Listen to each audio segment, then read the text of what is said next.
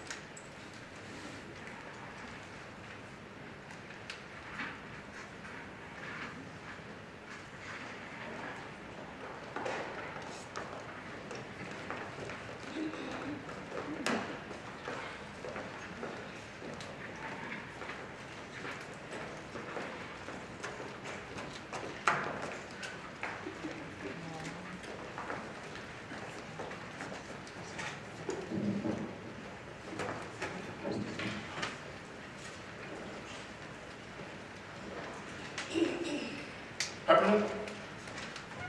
Thank you, but no. Peppermint? You know something? You know it's hot. I know, I would have never known that if you hadn't told me, would you? I suppose not. I kind of forgot. All I've done all day is perspire. I bet you aren't perspiring like that boy who was trying. You at least think the air conditioner place almost died in court. My taxes are high enough. Let's go fast anyway. Yes, it's hot.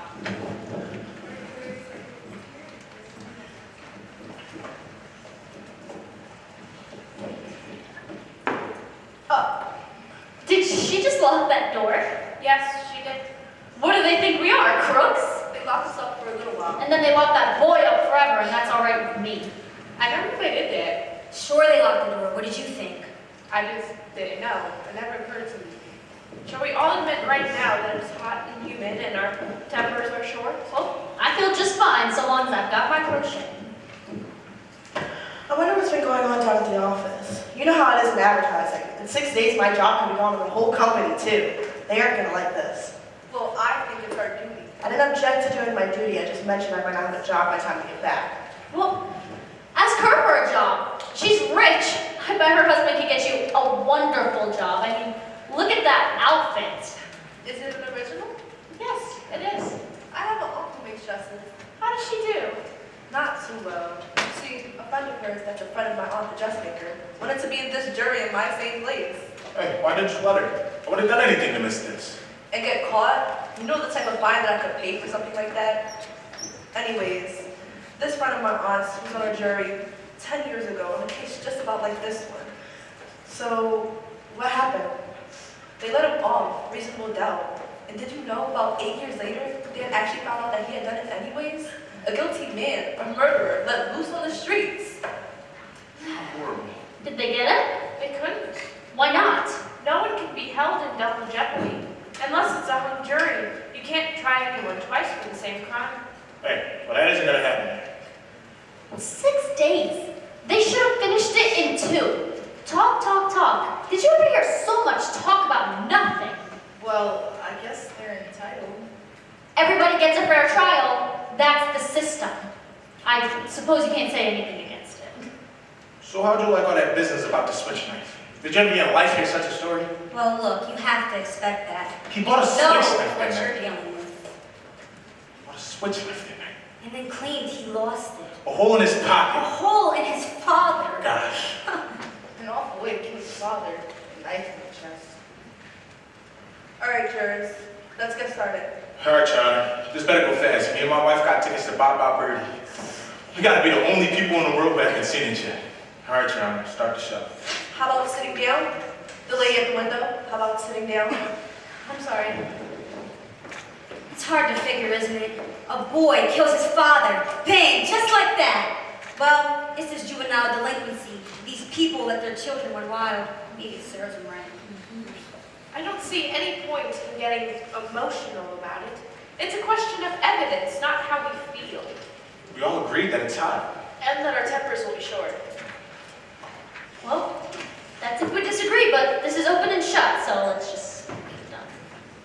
All right, now you jurors can handle this any way that you want to. I mean, I'm not gonna make any rules. We can either discuss it first and then we vote, or we can vote now to see where we stand. Let's go now. Who knows? Maybe we can all go home. Yep, let's vote. Is everyone agreed then? Okay. All those voting guilty, raise your hands. 8, 9, 10, 11. Not guilty? What?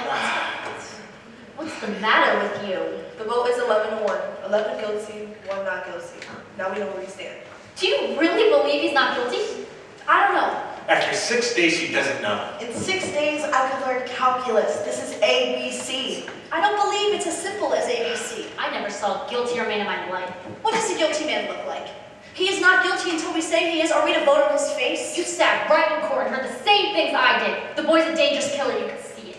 Where do you look to see if someone is a killer? Tell me what the facial characteristics of a killer are. Maybe you know something I don't. Look, what is there about the case that makes you think the boy is innocent?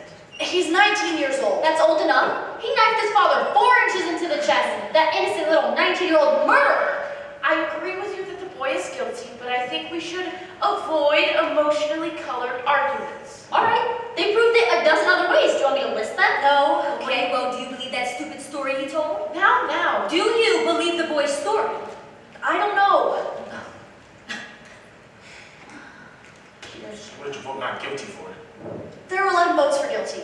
It's not so easy for me to raise my hand and send some boy off to die without talking about it first. Who said it was easy for me? Or me. Look, the boy is still just as guilty whether it's evil or a hard one. Is there something wrong because I voted fast? Not necessarily. Listen, I think the boy's guilty. Even if you talked for 100 years, you couldn't change my mind. I don't want to change your mind. So then what do you want to do? I want to talk a while. Look, this boy's been kicked around his whole life. Raised in a slum, mother dead since he was 9. He's a tough, angry boy. You know why slum kids get that way? Because we knock him around all the time. I think maybe we owe him a few words, that's all. All right, life's hard. It was hard for me. Everything we've got, me and my husband fought for. I worked my way through college, where I met him. It was a long time ago, perhaps you do forget. I fought, yes, my husband fought, but neither of us ever killed. I know what hard luck's like, but I never killed nobody either. I've been kicked around too. Just wait till you work in an ad agency and the guy that buys the advertising walks in. In my country, kicking was a science. Maybe it's best we try to avoid that. I don't mind telling you this, sister. We don't owe that boy a thing. He got a fair trial, didn't he? Do you know how much that trial cost? He's lucky he's got it. Look, we're all grown-ups here. You're not going to sit here and tell us that we're supposed to believe him knowing what he is. I've lived among them all my life. You can't believe a word they say. You know that. I don't know that. What a terrible thing to believe. Since when is dishonesty a group characteristic? You don't have a monopoly on the truth. Save it for Sunday. We don't need a sermon. What this woman says is very dangerous. I don't see any need for arguing like this. I think we ought to behave like adults. Right. Certainly, if you insist. Thank you. Sure. If we're going to discuss the case, why? Let's discuss the facts. Okay, let's get to the facts. Well, if you ladies and gentlemen don't mind, I think I'm going to close this window. It was blowing on my neck. I'd like to have the window open. It was blowing on me. Don't you want a little air? It's summer, it's hot. I was rather uncomfortable. Listen, there's 12 of us in this room and it's the only window if you don't mind. Well, I have some rights too. So do the rest of us. Couldn't you just trade chairs with someone at the other end of the table? I guess, if someone wouldn't mind. Take my turn. Thank you. Shall we get on with the case? Yes, let's. How do you like this one? Well, what do you say? I don't know. There's a doubt in my mind. seems to me that it's up to us to convince this lady that we're right and she's wrong. So maybe if we each talk for a minute or two, try it on for size. That sounds all right with me. Does everyone agree then? Yes, let's. Very good. Supposing we go once around the table? Yep. Oh, I gotta start first. I just think he's guilty. I thought it was obvious. In what way was it obvious? I mean that no one proved otherwise. Nobody has to prove otherwise. Innocent until proven guilty. The burden of proof is on the prosecution. The defendant doesn't have to open his mouth. It's in the Constitution, the Fifth Amendment. You've heard of it? Everyone has. Well, yeah, I've heard of it. I know what it is. It's just, I just think he's guilty. No reasons, just guilty. There's a life at stake here. All right, let's get to the facts. Well, let's see. Number one, let's take the old man who lives right underneath the room where the murder took place, and on the night of the killing, said he heard noises in the upstairs apartment. Said it sounded like a fight. Then he heard the boy say to his father, "I'm going to kill you." A second later, he heard a body fall. Then he ran to the door of his apartment, looked out, saw the boy running down the stairs and out the door of his house. 15 seconds after that. Then called the police. They found the father with a knife in his chest. And the coroner fixed the death at about midnight. Right. Now, what else do you want? It doesn't seem to fit. The boy's whole story is flimsy. He claims he was at the movies. That's a little ridiculous, isn't it? Yes, He couldn't even remember what picture he saw. you're right. Did you hear what I said? You're absolutely right. He didn't have any ticket stub either. Who keeps a ticket stub at the movies? It's true enough. I suppose, but the cashier didn't remember him either. Ticket taker didn't either. What about that lady across the street? If her testimony don't prove it, then nothing can. That's right, she saw the killing, didn't she? That's right. Well, I don't care. Now, listen to this. This lady she woke up and she walked over to the window, and right across the street, she seen the boy knife his father. How could she really be sure it was the boy when she saw it through the windows of a passing elevated train? She known him all his life. His window is right opposite of hers, across the L tracks. She swore she saw him do it. I heard her swear to it. Okay? And they proved in court that you can look through the windows of an elevated train at night and see what's happening on the other side. They proved it.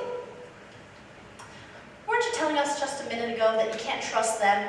That you can't believe them? So, I'd like to ask you something. How come you believe her? She's one of them too, isn't she? oh, you're a pretty smart cookie, aren't you? All right, come on, sit down. What are you letting her get you all upset for? They took us to that woman's room, and we looked through the windows of the passing elevated train, didn't we? We did. And weren't you able to see what happened on the other side?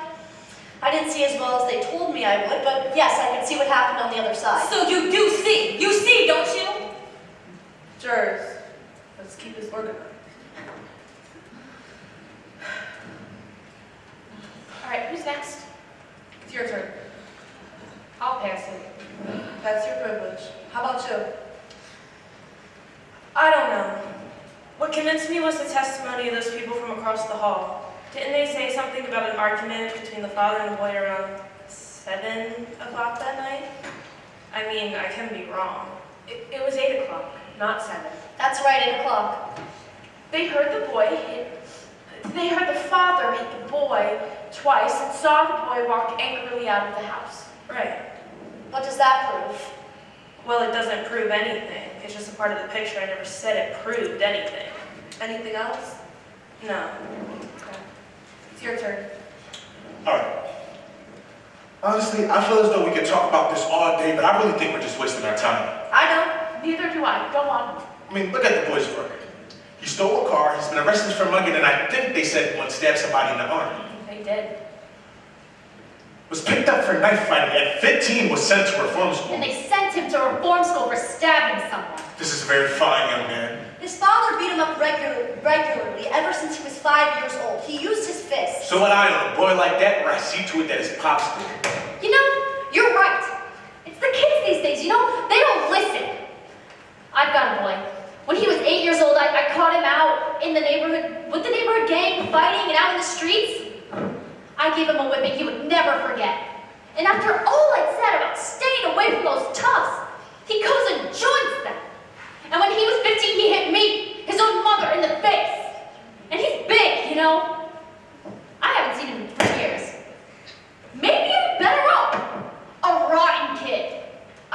really tough kids. You work your heart out and they just... Alright. Just get going here. I think we're missing the point here. Let's admit, the boy was a product of a broken home and a filthy neighborhood. We can't help that. We're not here to go into the reasons why slums are a breeding ground for criminals. They are. I know it, so do you. Children who come out of slum backgrounds are potential menaces to society. Huh. You said it there, sister. I don't want any part of them. Believe me. I lived in a slum all my life. Now wait a minute. I used to play in the backyard, that was full of garbage. Maybe it still smells on me. Now let's be reasonable. There's nothing personal. But there is something personal here. Calm down, she didn't mean you. Who did she mean? Sensitive. I can understand this need for sensitivity. Okay. Is there anyone else? Alright, I had a peculiar feeling about this case. Somehow I felt the defense counsel never really conducted a thorough cross-examination. Too many questions were never asked.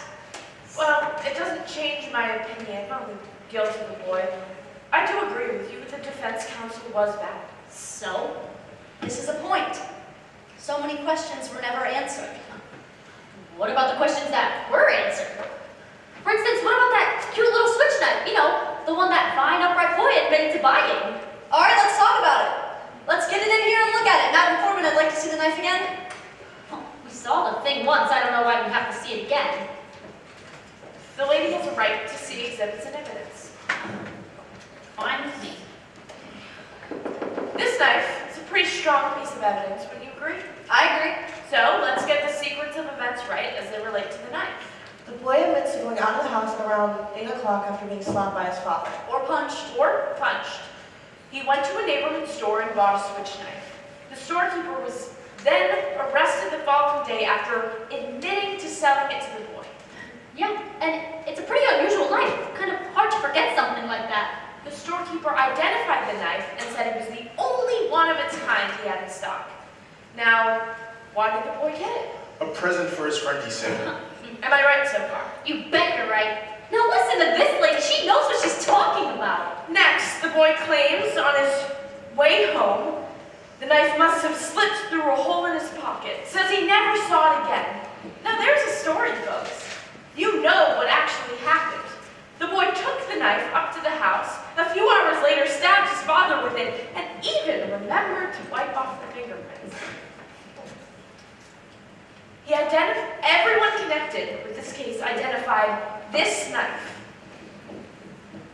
Now, are you trying to tell me that someone picked it up off the street, went up to the boy's house, and stabbed his father with it just to be amusing?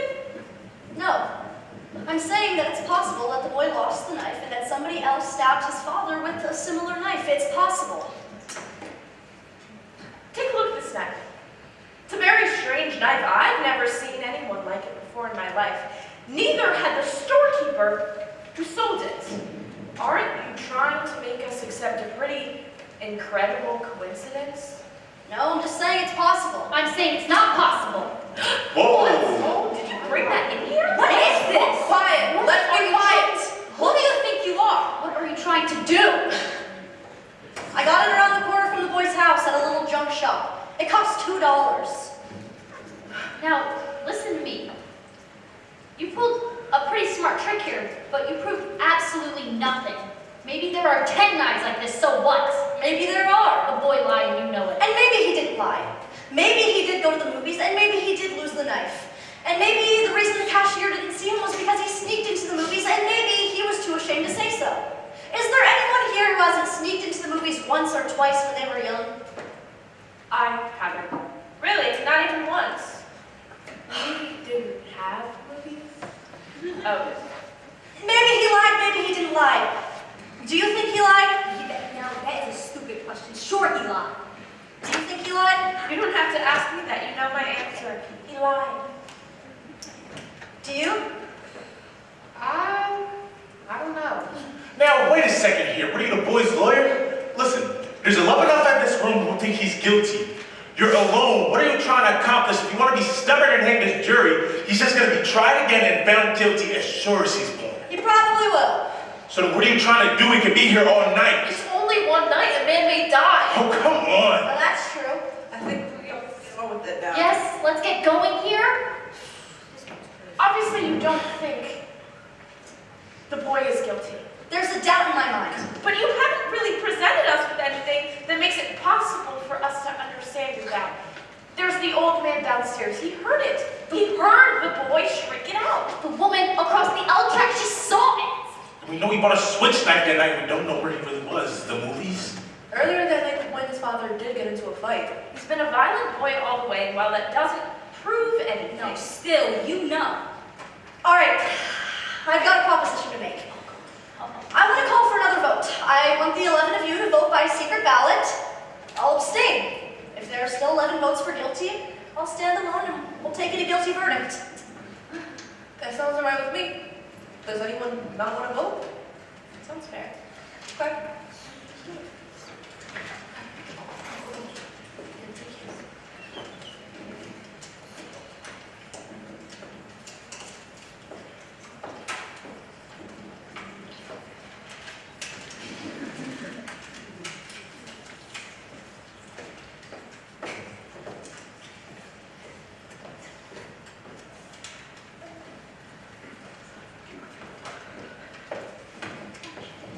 Guilty, guilty, guilty, guilty, guilty, guilty. That's 6. Please, 6 guilty. Guilty, guilty, guilty. Not guilty. What? Guilty. What? How do you like that? Who is it? I think we have the right to know.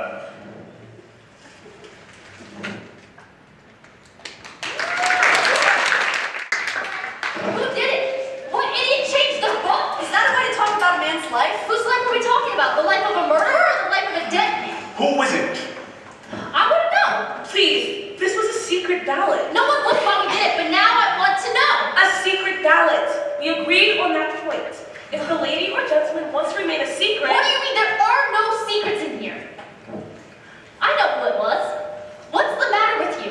You come in here and vote guilty, then this slick cookie comes and tears your heart out about a poor little boy who just couldn't help becoming a murderer, and you change your vote. If that isn't the sickest thing. Now hold it. I agree with you that the boy is guilty, but let's be fair. Hold it. Be fair, that's exactly what I'm trying to do. We're trying to put a guilty man in the chair where he belongs. Now all of a sudden we're paying attention to fairy tales. Now just a minute. Now you listen to me. Please! I have something I would like to say here. I've always thought that everyone had the right to have unpopular opinions in this country. It is why I came here. I wanted to have the right to disagree. Do you disagree with us? Usually I would. In this case, no, but the point that I wish to make is that in my country, I was ashamed. Now, what do we have to listen to? The whole history of your country? It's always wise to bear in mind what has happened in countries when people aren't allowed to disagree, but we are, so let's stick to the subject. Yes, let's stick to the subject. I want to ask you why you changed your vote. Why do you think I changed my vote? Because I do not know with it. There's nothing for her to tell you. She didn't change her vote. I did. See? I was going to tell you, but you were so sure of yourself. Sorry. Now, Maybe you'd like to know why. I'm gonna tell you what. Let the lady talk. Thank you. This lady chose not to stand alone against us, so that's her right. It takes a great deal of courage to stand alone, even if you believe in something very strongly. She left the verdict up to us. She gave up her support, and I gave it to her. I want to hear more. The vote is 10-2. Okay, that's fine. The speech is over. Let's move on. If there was anything in the boy's favor, I'd vote not guilty. I don't see what it is. Neither do I. The country has trust. As guilty as they get, that's the way I suppose. It's that one juror who's holding out, but she'll come around. She's got to. I mean, fundamentally, she's a very reasonable person. I guess so. They haven't presented one real fact yet to back up the not guilty claim. It's hard, you know? Yes, it is. And what does guilty beyond a reasonable doubt really mean? What's a reasonable doubt? Exactly. When a life is at stake? What is a reasonable doubt? I mean, you've got to have law and order. You've got to draw the line somewhere. Otherwise, everyone would go around watch it out there. Two women think so. I wonder why. I really wonder why. Well, you do hear stories of innocent men who've gone to jail, or death sometimes, and years later things turn out. And then, on the other hand, some killers get turned loose and go and do it again. They squeeze out on some technicality and kill again.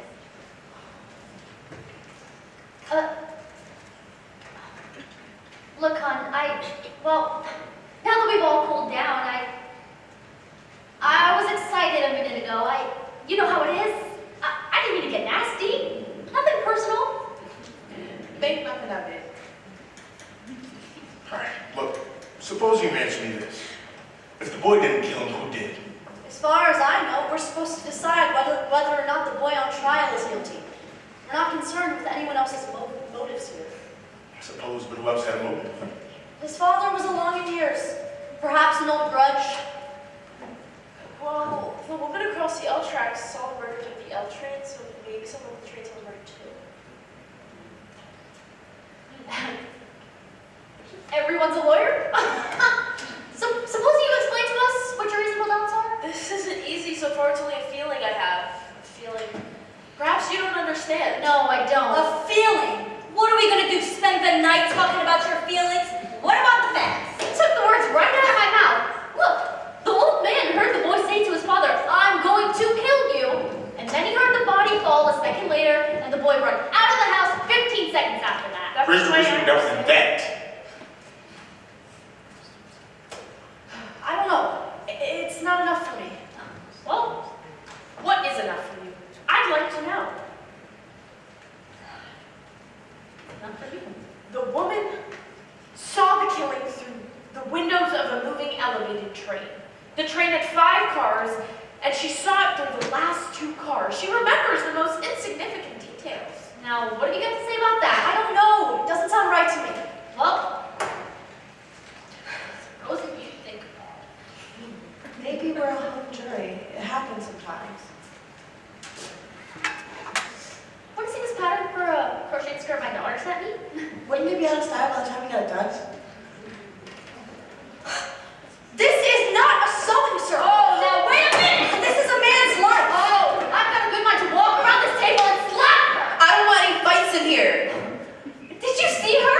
The nerve! The absolute nerve! All right, forget it. It don't mean nothing. How about sitting down? This isn't a sewing circle. Who does she think she is? All right, take it easy. Weren't we talking about elevated trains? Yes, we were. So, All right, I want to ask you something. How long does it take an L train going top speed to pass a given point? what's that got to do with anything? How long would it take? Guess. Wouldn't have the slightest idea. Neither would I. Nobody mentioned it. What do you think?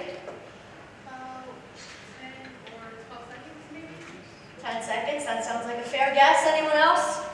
I'd say 10 seconds, perhaps. About 10 seconds, yes. All right, 10 seconds, we're agreed. What are you getting at? This. An L train takes 10 seconds to pass a given point. That given point was the window of the room in which the killing took place. You can almost reach out the window of that room and touch the train, right? That's right, I've tried it.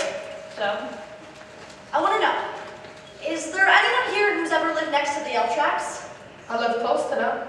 They make a lot of noise, don't they? I've lived right by them. When your window's open and the train goes by, the noise is almost unbearable. You can't hear yourself think. You can't hear yourself think. Get to the point. The old man downstairs said he heard the boy say, He didn't say it, he screamed it. the old man heard the boy scream, "I'm going to kill you," and 1 second later the body fell. 1 second, that's the testimony, right? right. And the woman across the street said she looked through the last 2 cars and saw the body fall, right? Right. So, the last 2 cars. The last 2 cars. What are you giving us here? An L train takes 10 seconds to pass a given point, or 2 seconds per car. That means the L train had been going by the old man's window for 6 seconds or more when he heard the boy say, "I'm going to kill you." That means he would have had to hear the boy say, "I'm going to kill you," with the front of an L train roaring past his nose. It's not possible he could have heard it. Sure he could have heard it. He said the boy yelled it. With an L train going by, He said he screamed it on the top of his lungs. an L train makes a lot of noise. It's enough for me. Enough for me, too. I don't think he could have heard it. Maybe the old hear it. I mean, with the yell noise. What? What are you people talking about? Are you calling the old man a liar? Well, what's he got to gain from this? Attention, baby. Oh my God. You keep coming up with these bright sayings. You know, you should send them to the newspaper, then pay $2. What does that have to do with a man's life? Why might the old man have lied? You have a right to be heard? It's just that I looked at him for a very long time. The seam of his jacket was split under the arm. Did you notice that? This was a very old man with a torn jacket, and he carried 2 canes. I think I know him better than anyone here. This is a quiet, frightened, insignificant man who has been nothing all his life. Who's never had any recognition, his name in the newspaper. Nobody knows him after 75 years. This is a very sad thing. A man like this needs to be recognized, to be questioned, listened to, quoted just once. This is very important. And you're trying to tell us he lied about a thing like that just to be important. Well, maybe he didn't lie, but maybe he made himself believe he heard those words and recognized the boy's face.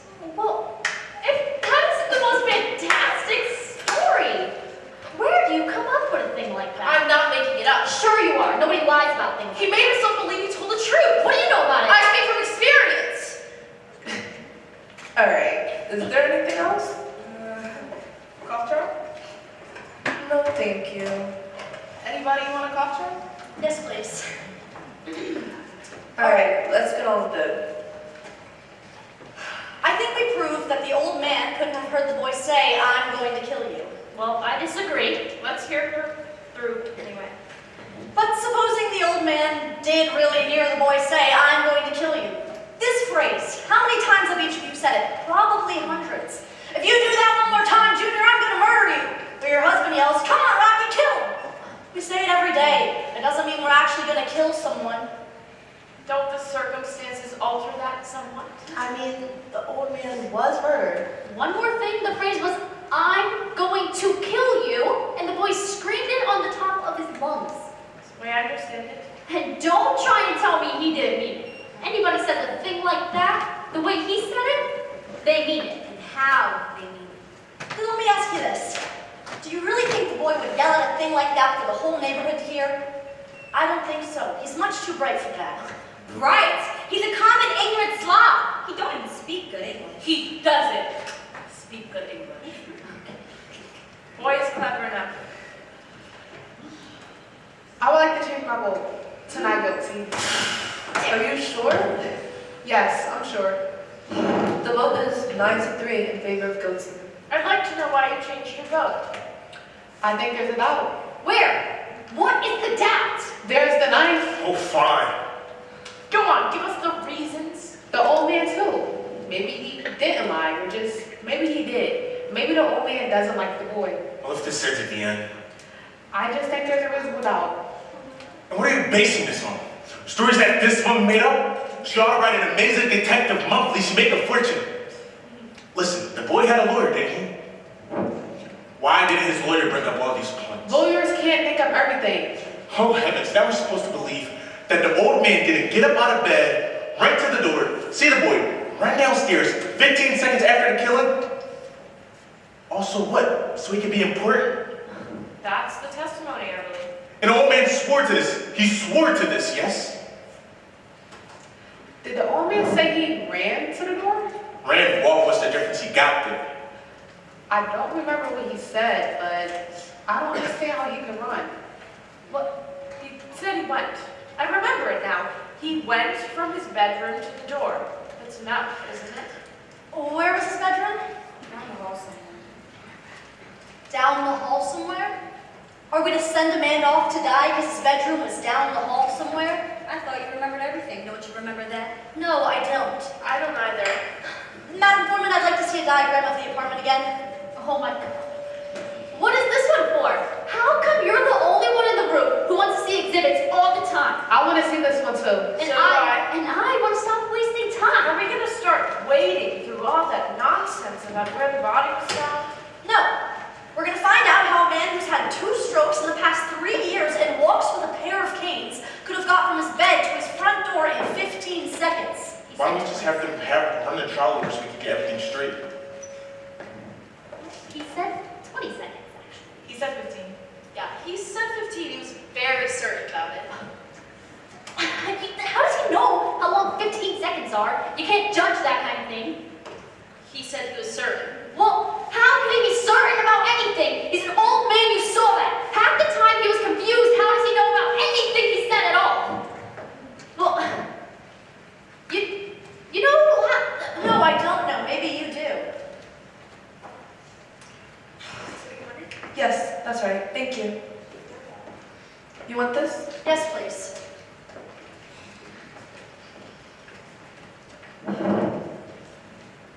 I looked at that diagram for 2 hours. Enough is enough.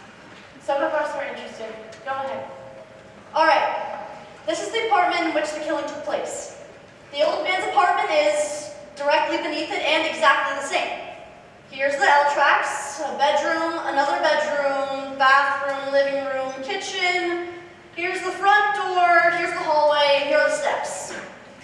Now, the old man was in bed. He says he got up, went out into the hall, down the hall, to the front door, and looked out just in time to see the boy racing down the steps, right? Right. That's the story. That's what happened. 15 seconds after he heard the body fall. His bed was at the window. It's 12 feet from his bed to the bedroom door. The length of the hall is 43 feet and 6 inches. The old man had to get up, get his canes, walk 12 feet, open the bedroom door, walk 43 feet, open the front door, all in 15 seconds. Do you think it's possible? You know it's possible. I don't see why not. He did hear the boy scream. He might have been in a hurry. The old man could only walk very slowly. I mean, they had to help him into the winch. You make it sound like a long walk. It isn't. For an old man who uses a cane, it's a long walk. What are you doing? I want to try this thing. Let's see how long it took him. I'm going to pace off 12 feet, the length of the bedroom. This is a ridiculous waste of time. Let her do it. I don't see any harm in it. Foolish, but go ahead. Hand me a chair. This is the bedroom door. How far would you say it is from here to the door of this room? I'd say 20 feet. 20 feet, that's close enough. So from here and back is 40 feet. That's shorter than the distance the old man had to move through, wouldn't you say? A few feet, maybe. Do you mind if I try? According to you, it'll only take 15 seconds. I think we can spare that. Who's got a watch with the second hand? I have. When you want me to start, stamp your foot. That'll be the body fall. I'll time you from here. Let's say he keeps his canes at his bedside. Right. I'm ready. I want the hand to be at 60.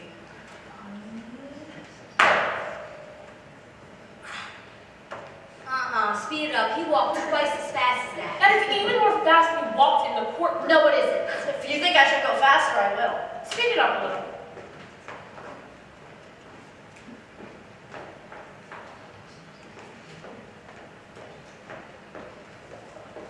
Stop. Right. What's the time? 20, 25, 30, 39 seconds. Exactly. What? That can't be. That is interesting.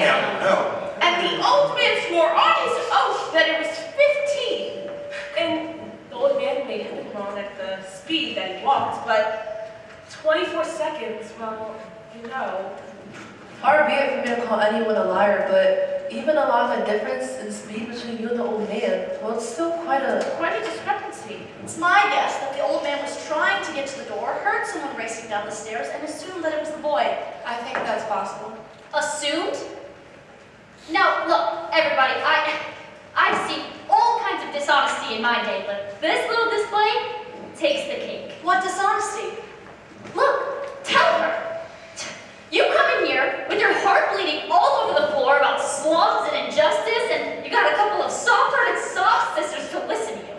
Well, I'm sick of it. What's wrong with you people? We're letting him slip through our fingers. He's got to burn. This boy is guilty. Our fingers? Are you his executioner? I'm one of them. Perhaps you'd like to pull the switch. On that good for nothing, you bet I'd like to pull the switch. I am sorry for you. Shut up. What it must feel like to want to pull the switch. Don't start. You are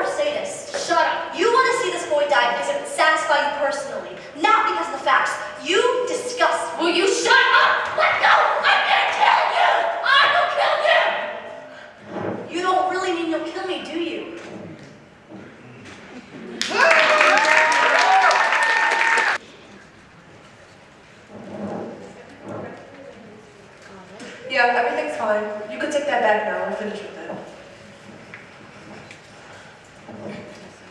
What are you all looking at? I don't see why we have to behave like children. Nor do I. We have a responsibility. I mean, this is a remarkable thing about democracy that we are, what's the word? Notified by mail to come down to this place to vote on the guilt or innocence of a person that we have not known before. We have nothing to gain or lose by our verdict. This is what makes us strong. Thank you very much. Why did we? We forget. It's important to be reminded. I'm glad we can be civilized about this. Well, we're still nowhere. No, we're somewhere. We're getting there, maybe. Maybe. Anyone got an idea here? Maybe we could try another vote. Madam Foreman? That sounds alright with me. Does anyone not want to vote? Let's vote. Yes. Let's do an open ballot. I want to know who stands where. Okay. I'll call you off by your jury numbers. I vote that the boy is guilty. Number 2, Not guilty. 3, Guilty. 4, Guilty. 5, Not guilty. 6, Not guilty. 7, Guilty. 8, Not guilty. 9, Not guilty. 10, Guilty. 11, Not guilty. 12. Guilty.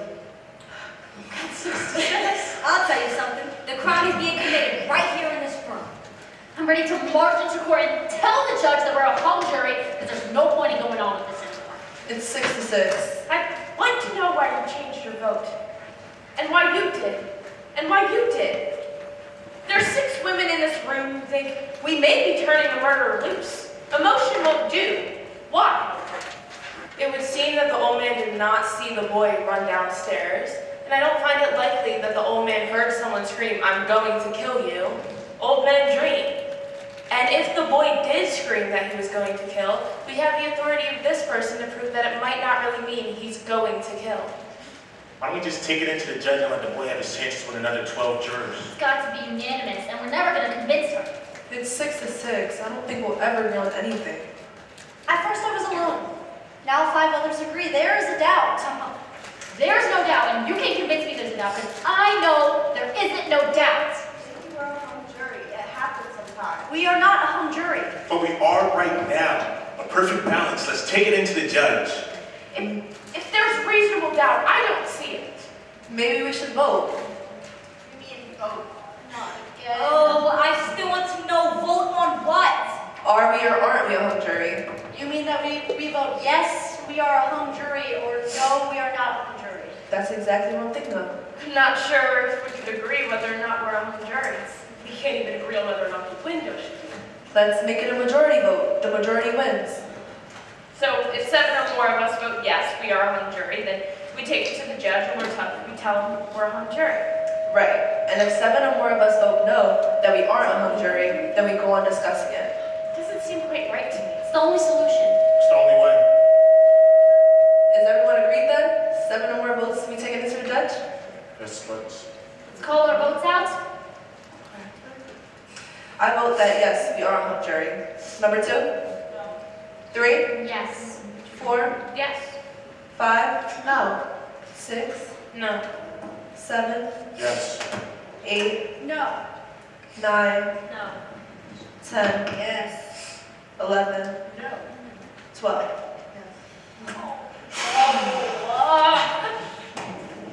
It's 6 to 6. We can't even get a majority to decide whether we're a hung jury or not.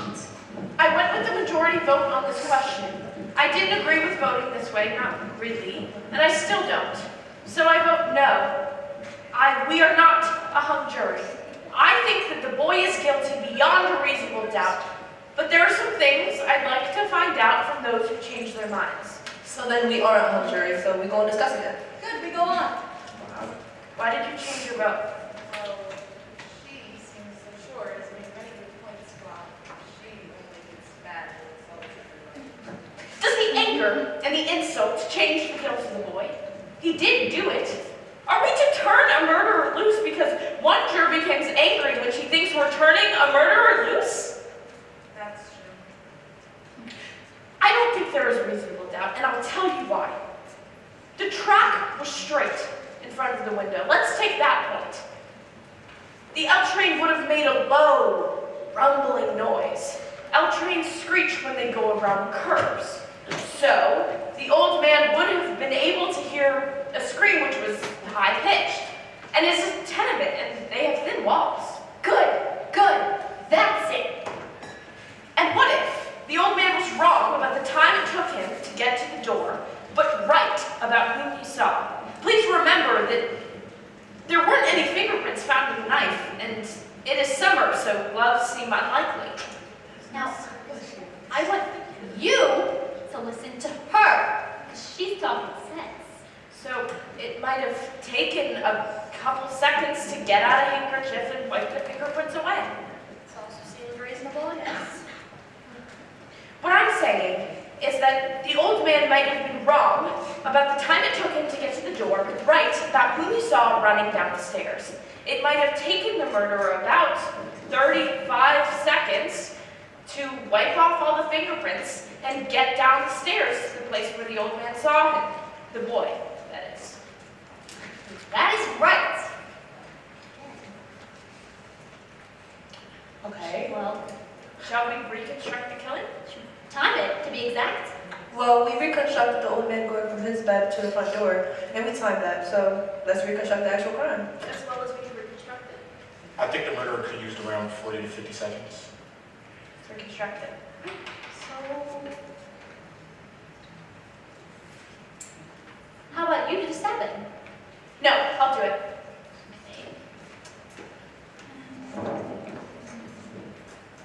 And you be the one getting stabbed. And remember, you take 1 second to fall. Right. The old man was found on his side, his right side. So fall down and roll onto your right side. Right. If anyone hates another person enough to murder them, don't you think it's reasonable to suppose that the murderer might look at the victim for a second or two? Let's just get better and better. I'm trying to make it clear. One doesn't talk about quality when murder is involved. Let's do it.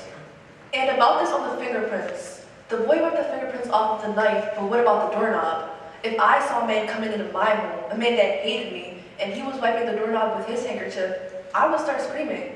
I think even a man would have an uneasy feeling about this. So this means that the fingerprints must have been wiped after the crime, which too takes some time. You time to the last one. Why don't you time this one too? Alright. Stamp your foot when you want me to start. I want the hit, I'm gonna kill you! Ah, I'm dying, oh, I'm dying.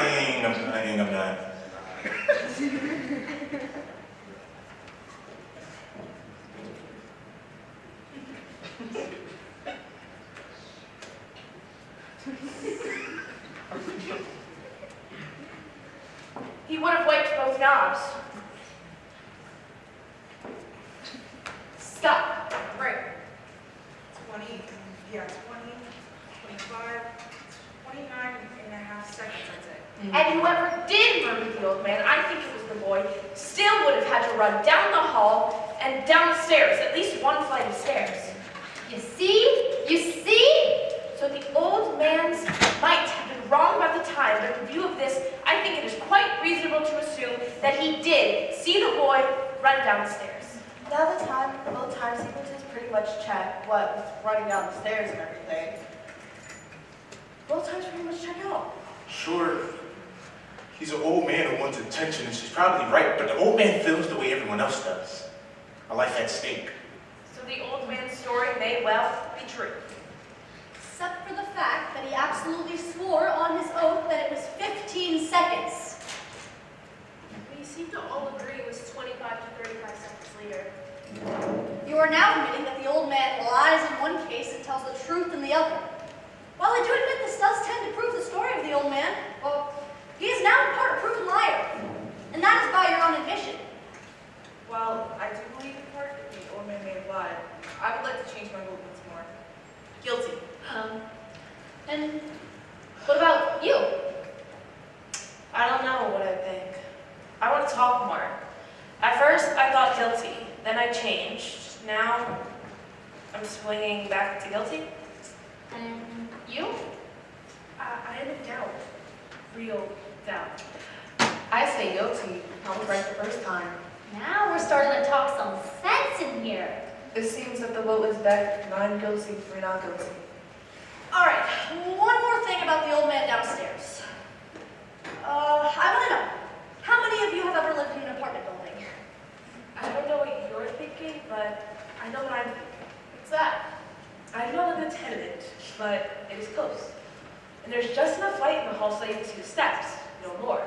You have really small light bulbs. This murder took place in a tenement, right? Remember how we stumbled on the steps? The policeman had big bulbs. One even had a flashlight, remember? And an old man who misjudged time by 20 seconds on this, we all agree. Looked down the hallway of the dark tenement and recognized a running figure.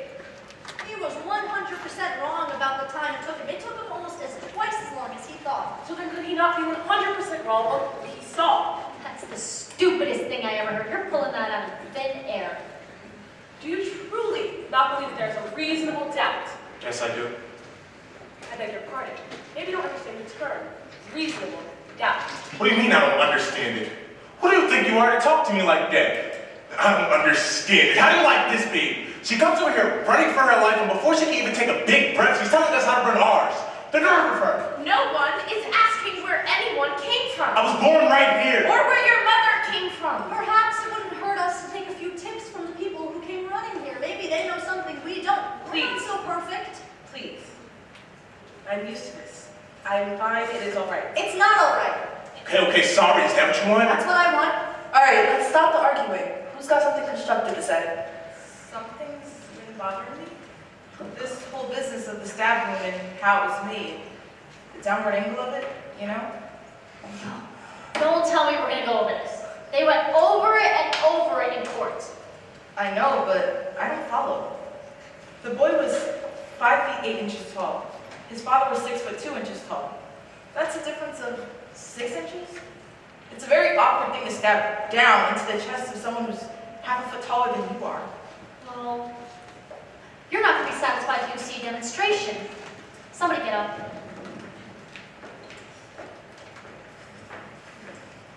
Now look, because I don't want to have to do it again. Is this 6 inches? It's more than 6 inches. Good, let it be. Look out! What is the matter with you? That is not funny. Relax. No one's hurt, are they? No, nobody's hurt. Okay. Look at your angle.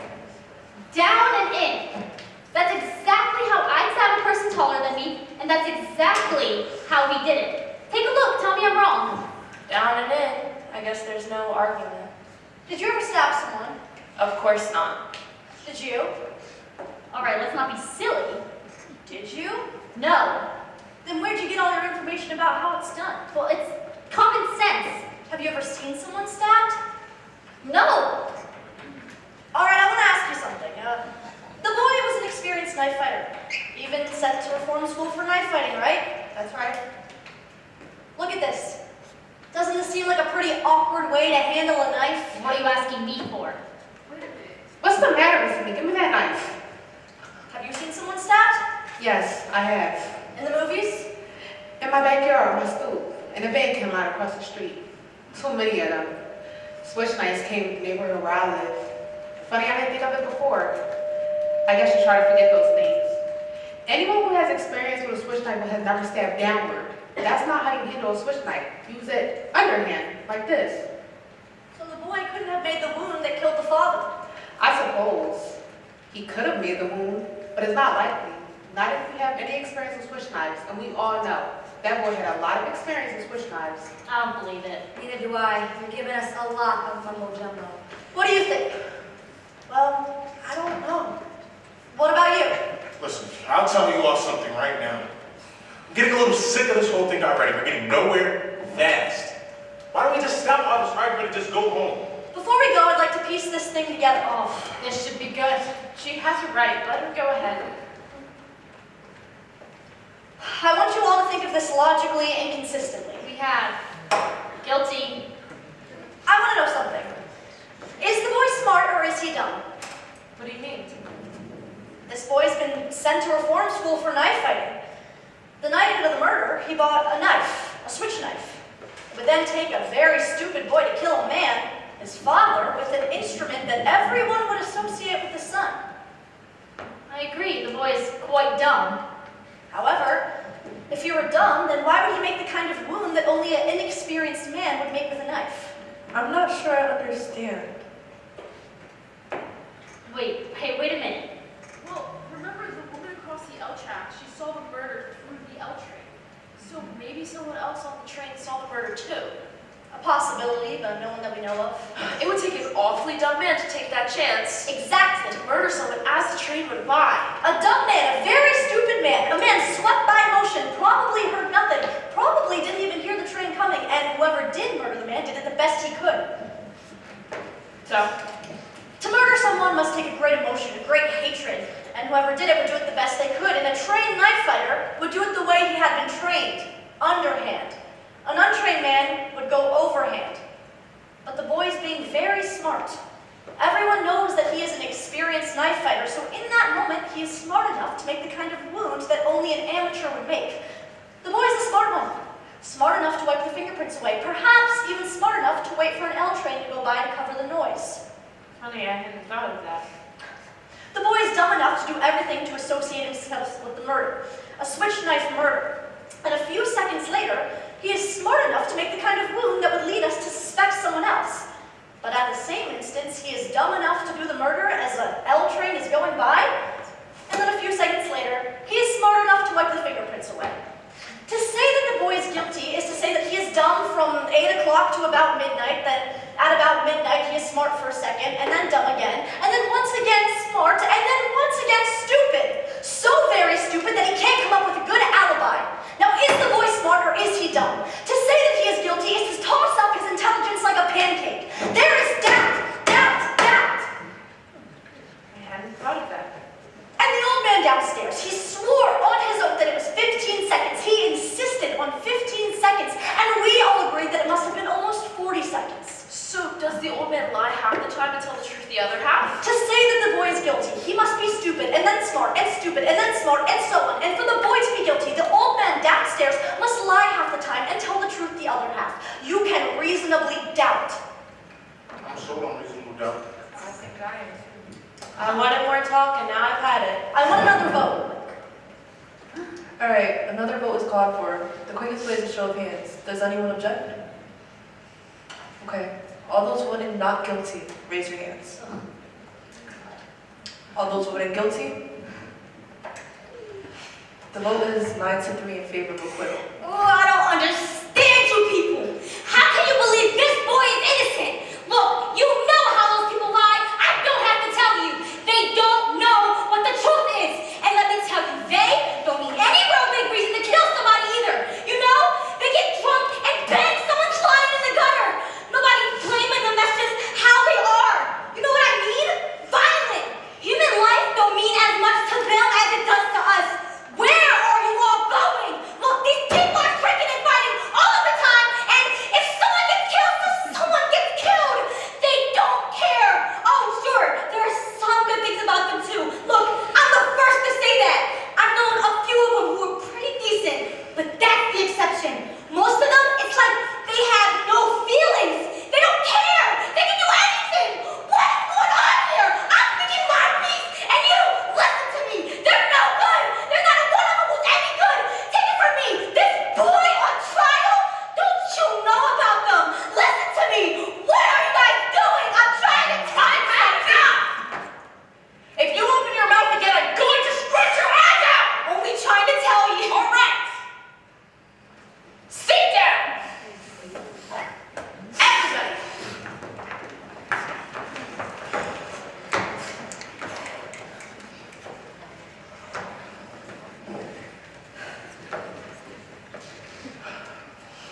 I still believe that the boy is guilty of murder. And I'll tell you why. To me, the most damning evidence was given by the woman across the street who claims she actually saw the murder committed. Right. That's the most important testimony as far as I'm concerned. Then let's go over her testimony. What exactly did she say? I believe I can recount it accurately. She said she went to bed at around 11 o'clock. Her bed was next to the open window, and she could look through the open window while lying down and see through the window across the street. She tossed and turned for over an hour, unable to fall asleep. Then, finally, at about 12:10, she turned toward the window, and as she looked, she saw the boy stab his father. As far as I can see, that is unshakable testimony. That's what I'm saying. That's the whole case. Frankly, in view of this, I don't see how any of you can vote for an acquittal. What do you think? Well, maybe there's just too much evidence to sift. What do you mean, maybe? You can throw all that evidence away. That was my feeling. I don't deny the validity of the point she's made. Shall we say that on one side of the track there is doubt? But what do you say about the story of the woman? She saw it. What time is it? It's 10 to 6. You don't suppose they'd let us go home and finish this in the morning? I've got a kid with mumps. Can't you see the clock clearly without your glasses? Not really. Oh. Glasses are a nuisance, aren't they? Well, what do you do when you wake up at night and you want to know what time it is? I get up and put my glasses on and look at the clock. I just lie in bed and wait for the clock to chime. My father gave it to us when we were married, my husband and I, 10 years before we ever had a place to put it. Do you wear your glasses to bed? Of course not. No one does. The woman who testified, she wore glasses. Did she wear glasses? She wore bifocals. They looked very strong. That's right, bifocals. She never took them off. I think it's reasonable to say that she wouldn't have worn her glasses to bed, and I don't think she'd put them on to glance out the window.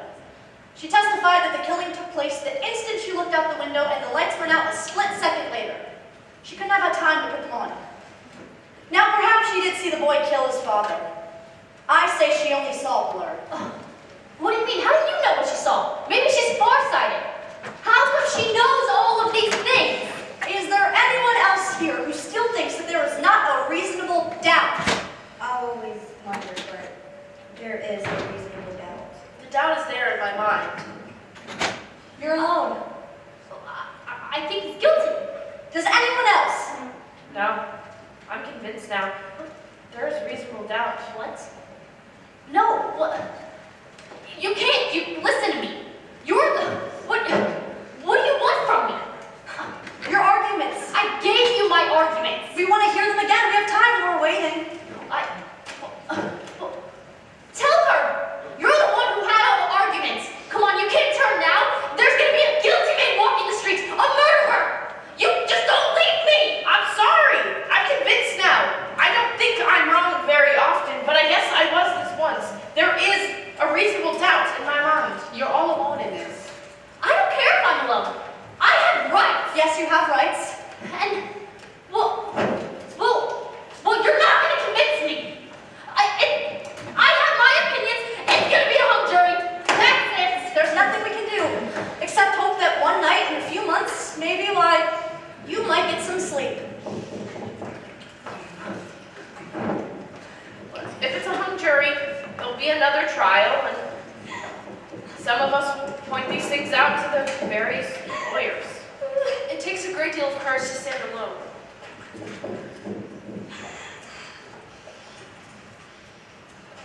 Fine.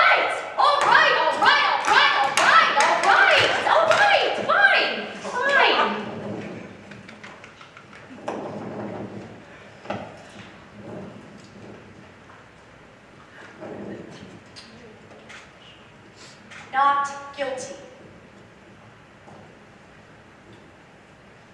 Not guilty.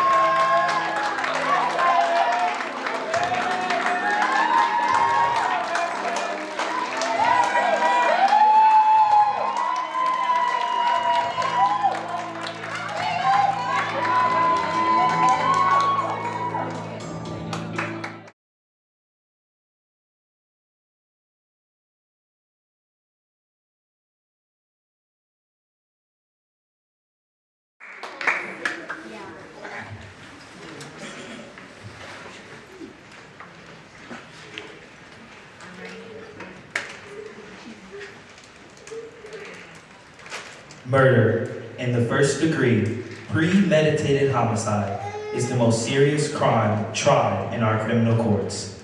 You have heard a long and complex case, ladies and gentlemen, and it is now your duty to sit down and try to separate the facts from the fancy. One man is dead. The life of another is at stake. If there's a reasonable doubt in your minds as to the guilt of the accused, then you must declare him not guilty. If, however, there is no reasonable doubt, then he must be found guilty. Whichever way you decide, the verdict must be unanimous. I urge you to deliberate honestly and thoughtfully. You are faced with a grave responsibility. Thank you, ladies and gentlemen.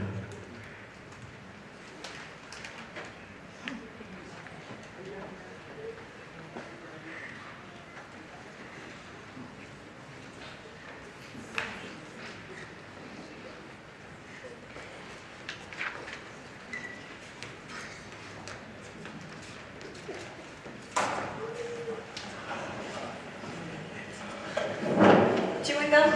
Gum. Thank you, but no.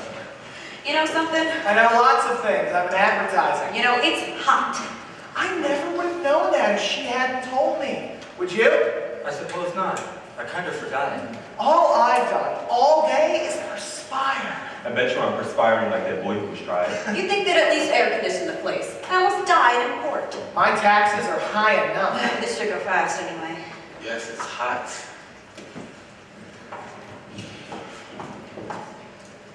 Did the guard lock the door? Yes, she must have. Who do they think we are, crooks? They locked us up for a little while. And then they locked that boy up forever. That's all right with me. I didn't know they did that. Sure they locked the door. What did you think?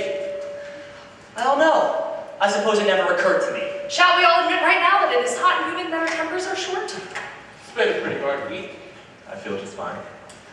You know something? I wonder what's going on down at the office. You guys all know how it is in advertising, right? In 6 days, my job's gonna be gone, and the whole company too. They are not going to like this. I think it's our duty. I didn't object to doing my duty. I just mentioned I might not have a job by the time I get back. Ask her to help me. She's rich. Her husband could give you a wonderful job. I mean, look at that outfit. Is it an original? Yes, it is. I have not mixed dresses. How does she do it? Not too well. You know a friend of hers, this is a friend of my aunt's, the dressmaker, would be on the street in my place. Why didn't you let her? I'd have done anything to miss this. And get a fine or something? You know what kind of money you pay for that? Anyways, this friend of hers, she was on the jury once about 10 years ago, a case just like this one. So, what happened? They let him off, reasonable doubt. And did you know, about 8 years later, they found he'd actually done it? A guilty man, a murderer, turned loose to the streets. How horrible. Did they get him? They couldn't. Why not? No one can be held in double jeopardy. Unless it's a hung jury, they can't try anyone twice for the same crime. That isn't gonna happen here. 6 days. They should have finished it in 2. Talk. Did you ever hear so much talk about nothing? Well, maybe they're just entitled. Everyone gets a fair trial. I mean, that's the system. Suppose you can't say anything against it. How'd you like that business about the knife? Did you ever in your life hear such a story? Well, look, you have to expect that. You know what you're dealing with. He bought a switch knife that night. And then claimed he lost it. A hole in his pocket. A hole in his father. Men, An awful way to kill your father. A hole in his chest. Look at the kind of people they are. You know them. All right, jurors, how about taking our seats? right. This better be fast. I've got tickets to West Side Story for tonight. My husband and I. The only people in the whole world who haven't seen it yet. Okay, Your Honor, start the show. How about sitting down? Gentlemen at the window, how about sitting down? Sorry. It's hard to figure, isn't it? Boy kills his father, thing just like that. Well, it's this juvenile delinquency. You know, these people let their children run wild. Maybe it serves them right. There's no point in getting emotional about it. It's a question of evidence, not how we feel. We all agreed that it was hot. And our tempers are short. It's if we disagree, but this is open and shut. Let's get it done. All right, jurors, we can handle this any way way you want. I'm not gonna make any rules or anything. We can discuss it first and then vote, see where we stand, or we can vote now. Let's vote now. Who knows, maybe we can all go home. Yeah, let's see who's winning. Right, let's vote now. Anyone object? That was easy. All right. All those voting guilty, raise your hand. 8, 9, 10, 11. 11 guilty. Not guilty? Say, what's the matter with you? Great, 11 to 1. 11 guilty, 1 not guilty. Do you really believe he's not guilty? I don't know. After 6 days, he doesn't know. In 6 days, I could probably learn calculus. This is simple as A, B, C. I don't believe it's as simple as ABC. I never saw a guiltier man in my life. What does a guilty man look like? He is not guilty until we say he is guilty. Are we to vote on his face? Look, you said right in that court heard the same things that I did. The boy's a dangerous killer, you could see it. Where do you look to see if someone's a killer? Well, No. Tell me what the facial characteristics of a killer are. Maybe you know something I don't. Look, what about the case makes you think the boy is innocent? He's 19 years old. that's old enough. He knifed his own father 4 inches into the chest. An innocent little 19-year-old murderer. I agree with you that the boy is guilty, but let's not get emotional about it. All right, they proved it a dozen different ways. Do you want me to list them? No. Well, do you believe that stupid story he told? Now. Do you believe the boy's story? I don't know whether I believe it or not. Maybe I don't. So what'd you vote not guilty for? There were 11 votes for guilty. It's not so easy for me to raise my hand and send the boy off to die without talking about it first. Who says it's easy for me? Or me. No one. The boy is just as guilty whether it's an easy vote or a hard one. Is there something wrong because I voted fast? Not necessarily. I think the boy's guilty. You couldn't change my mind if you talked for 100 years. I don't want to change your mind. All right, what do you want? I want to talk a while. Look, this boy's been kicked around all his life, you know? Living in the slum. His mother dead since he was 9. He's a tough, angry boy. You know why slum children get that way? Because we knock them over the head all the time. I think maybe we owe him a few words, that's all. All right, life's hard. It was hard for me. Everything we've got, my husband and I fought for. I worked my way through college where I met him. It was a long time ago, and perhaps you do forget. I fought. Yes, my husband fought. But neither of us ever killed. I know what hard luck's like, but I never killed nobody either. I've been kicked around too, you know. Wait till you've worked in an ad agency and the guy that buys the advertising just walks right in. In my country, in Russia, kicking was a science, but let's try to find something better than that. I don't mind telling you this, but we don't owe the boy a thing. He got a fair trial, didn't he? You know how much that trial cost? He's lucky he got it. Look, we're all grown-ups here. You're not going to tell us that we're supposed to believe him knowing what he is. I've lived among them all my life. You can't believe a word they say. You know that. What a terrible thing to believe. Since when is this honesty a character? You don't have an option in the truth. All right, save it for Sunday. No, this man says it's dangerous. I just don't see any need for arguing. I think we ought to behave like adults. Right. Certainly, if you insist. Thank you. Sure. Now, if we're going to discuss this case, why, let's discuss the facts. If you folks don't mind, I'm going to close the window. It was blowing on my neck. I'd like to have the window open. But it was blowing on me. Don't you want a little air? It's summer. It's hot. I was very uncomfortable. There are 12 of us in this room. It's the only window, if you don't mind. I have some rights too. So do the rest of us. Couldn't you just trade chairs with someone at the other end of the room? All right, I will open the window if someone would trade. Take my chair. Thank you. Let's get back to the case now. Yeah, let's. You know, I just realized something. I might have a little idea here. So it seems to me we have to convince this guy that we're right and he's wrong. Maybe if we each talk for a minute or two, you know, try it on for size. That sounds fair. Very fair. All right, supposing we go once around the table. Okay, let's start it off. All right, let's start with you. Well, I just think that he's guilty. I thought it was obvious In what ways was it obvious? that it wasn't proven otherwise. Nobody has to prove otherwise. Innocent until proven guilty. The burden of proof is on the prosecution. The defendant doesn't have to open his mouth. That's in the Constitution, the Fifth Amendment. You've heard of it. Yes, I heard of it. I know of it. What I meant to say is, I just think that he's guilty. No reasons, just guilty. There's a life at stake here. Okay, now let's get to the facts. Number one, let's take the old man that lives on the room right underneath the floor where the murder took place. At 10 minutes after 12, on the night of the killing, he heard loud noises in the upstairs apartment.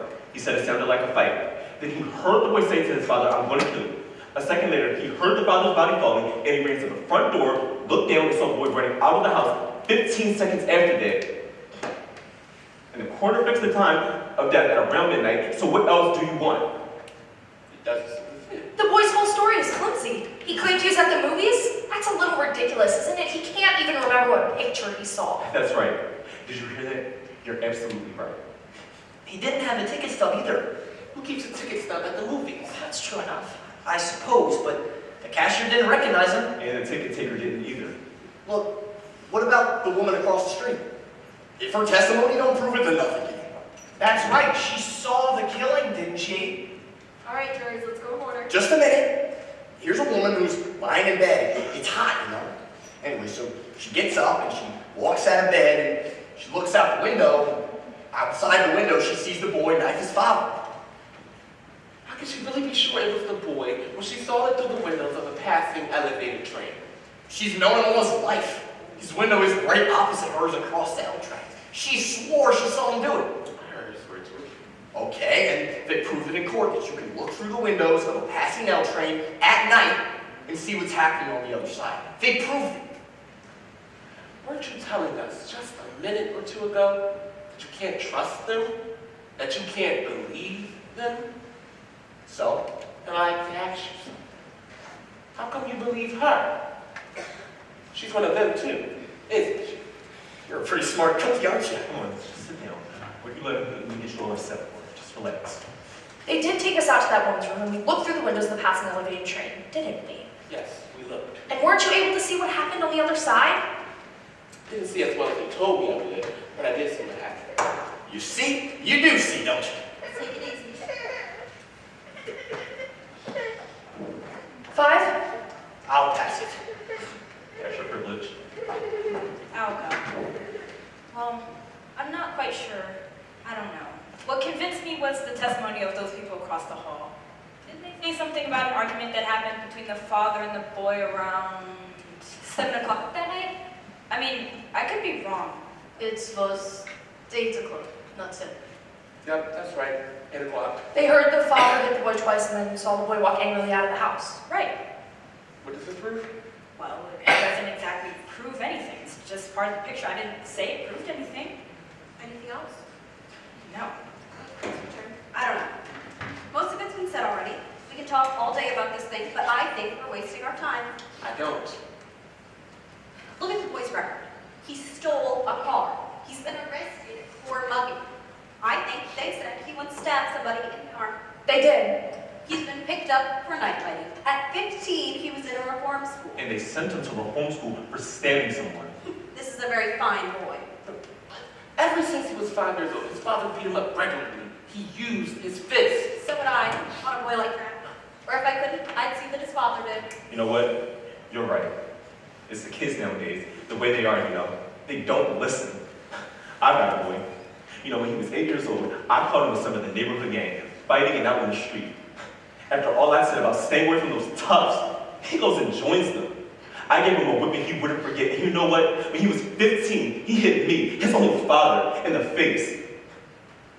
He's big, you know. I haven't seen him in 3 years. Maybe I'm better off. A rotten kid. I hate tough kids. You work your heart out. Well, John, let's just get on. We're missing the point here. This boy, let's admit, is the product of a filthy neighborhood and a broken home. We can't fix that. We're not here to go into the reasons why slum are breeding grounds for criminals. They are. You know it, and so do I. The children who come out of slum backgrounds are potential menaces to society. You said it there. I don't want any part of it, believe me. Well, I've lived in a slum all my life. Now, let's be reasonable. There's nothing personal. There is something personal. Come on now, he didn't mean you. Let's not be so sensitive. What did he mean? I didn't understand this sensitivity. Right, it's your turn.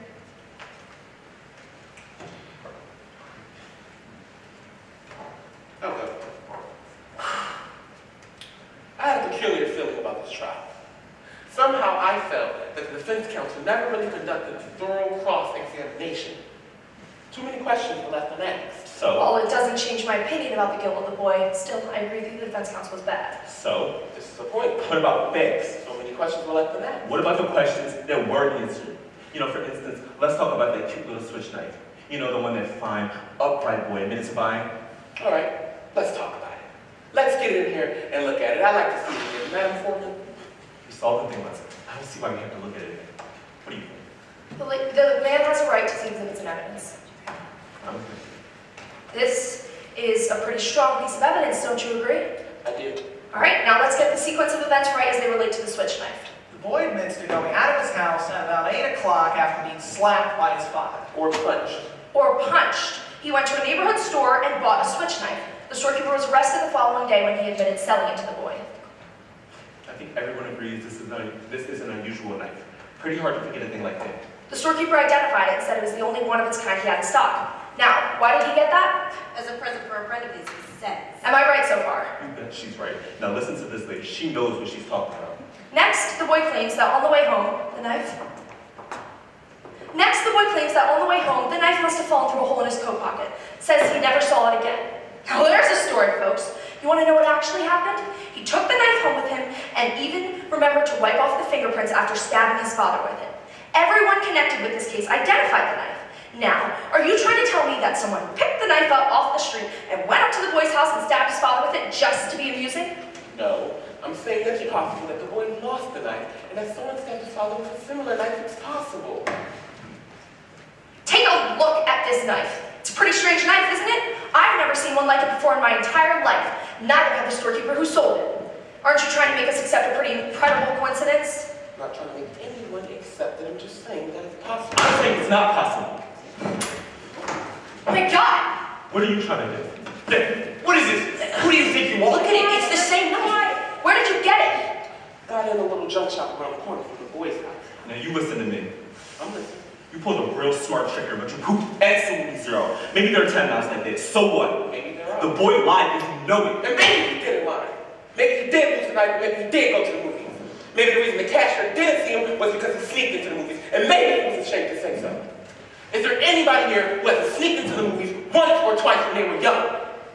I did. Really? Not even once? We didn't have movies. Oh. Maybe he did go to the movies, maybe he didn't. And he may have lied. Do you think he lied? Now that's a stupid question. Sure he lied. Do you? You don't have to ask me that. You already know my answer. He lied. Do you think he lied? I don't know. Now, wait a minute. What are you, the boy's lawyer? Look, there are still 11 of us in this room who think he's guilty. You're alone. What do you think you're going to accomplish? If you want to be stubborn and hang his jury, he'll be tried again and found guilty as sure as he's born. Well, yes, that's true. So what are you going to do about it? He'd be here all night. It's only one night and man may die. Now, come on. That's also true. Can we just get going here? This whole case is weird. I mean, the boy was violent all the way, and while that doesn't really prove anything, Still, you know. So what are you going to do about it?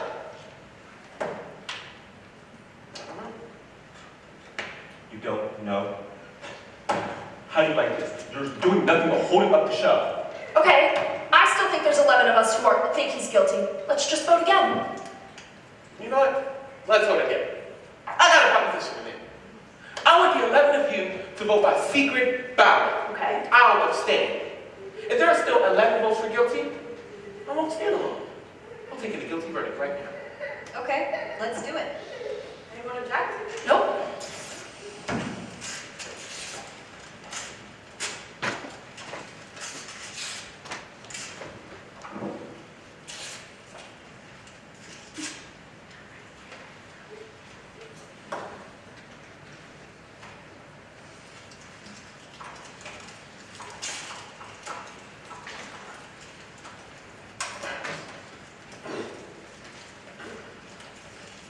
You can come take this.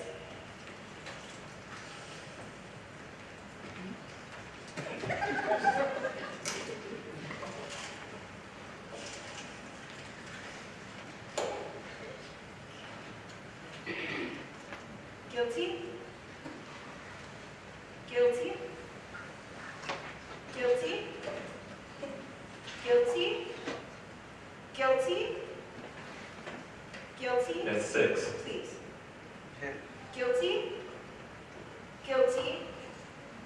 guilty.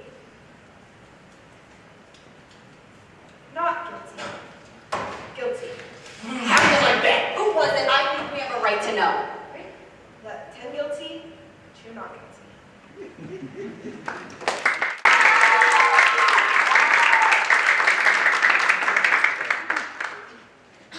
All right, who did it? What idiot changed their votes? That's the way to talk about a man's life. Whose life are you talking about? The life of the dead man or the life of a murderer? I want to know who. So do I. Excuse me, this was a secret No ballot. one's looked why we did it, but now I want to know. A secret ballot. You agreed on this point, no? If the person wants it to remain a What secret. do you mean? There are no secrets in here. Oh, I know who it was.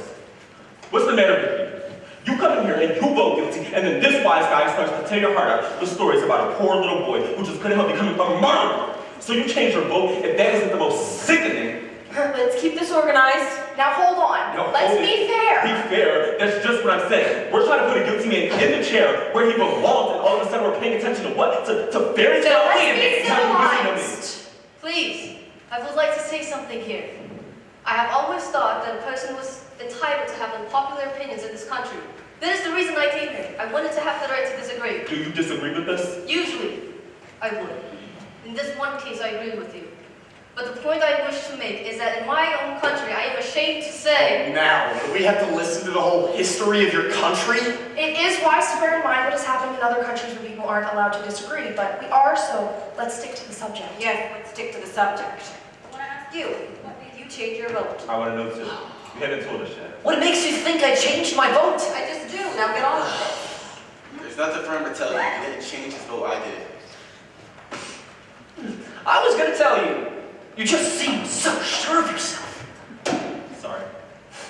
Maybe like in a while. No, let me tell you why that boy's killer. The man wants to talk.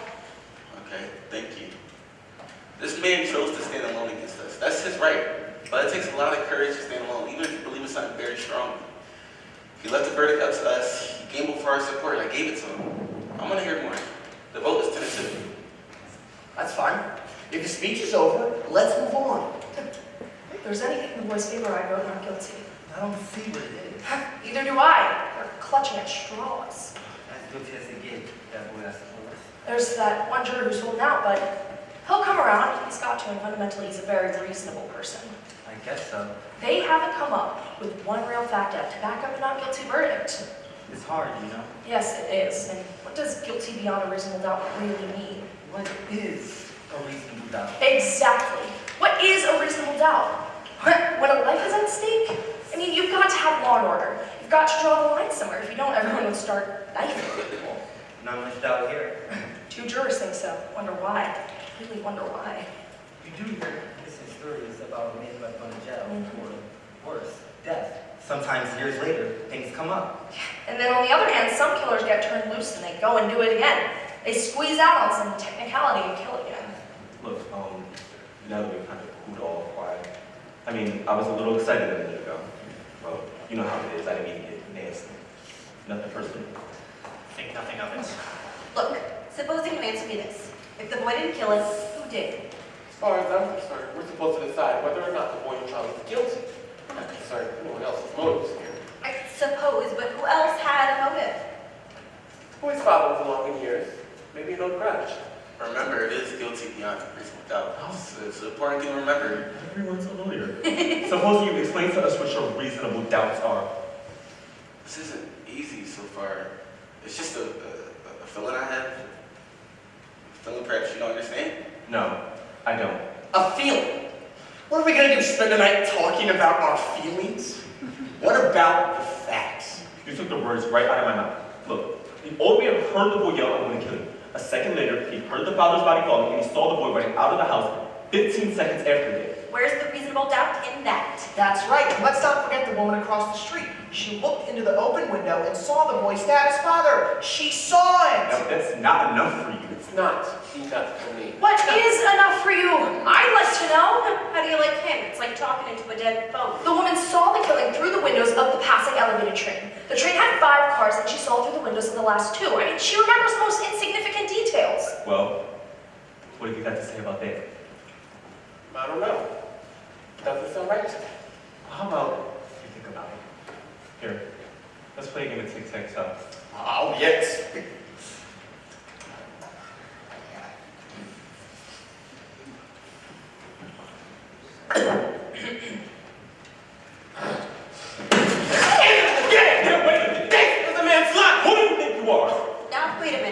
got a good mind to slam him.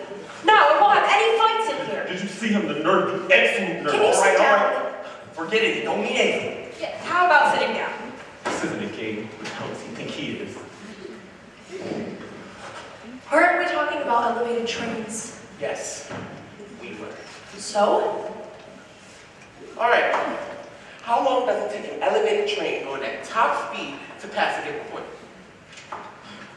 What has that got to do with anything? How long would it take? Yes. I wouldn't have the slightest idea. Neither would I. What do you think? About 10 to 12 seconds, maybe. I'll say that's a fair guess. Anyone else?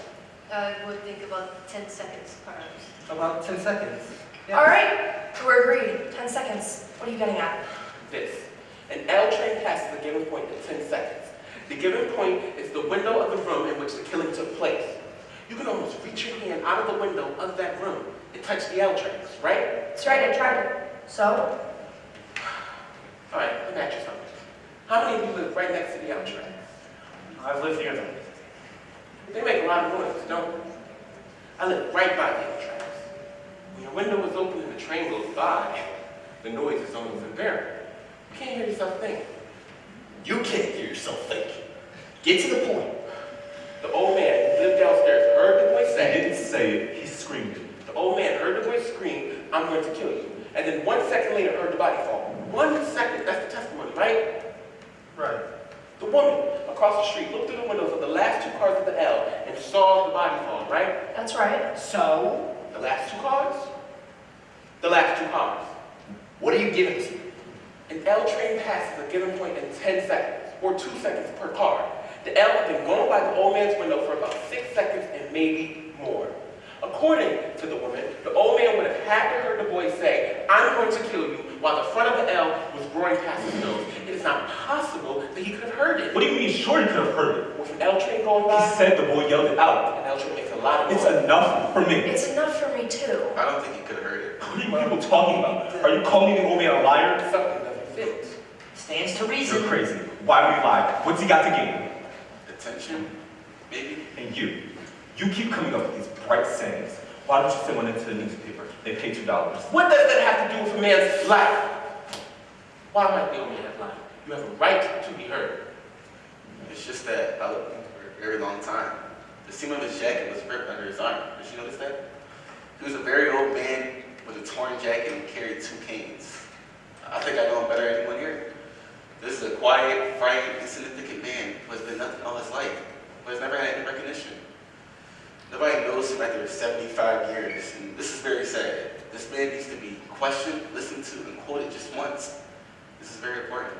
And you're trying to tell us he lied about a thing like this just so he could be important? I'm not saying he would lie, but perhaps he made himself believe that he heard those words and recognized the boy's face. That is the most fantastic story I've ever heard. How can you make up a thing like that? I'm not making it up. You must be making it up. People don't lie about things like that. He made himself believe that he told the truth. What do you know about it? I speak from experience.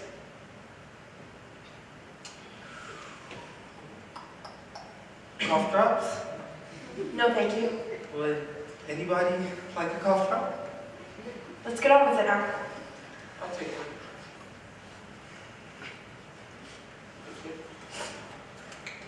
Now, there's something I'd like to point out here.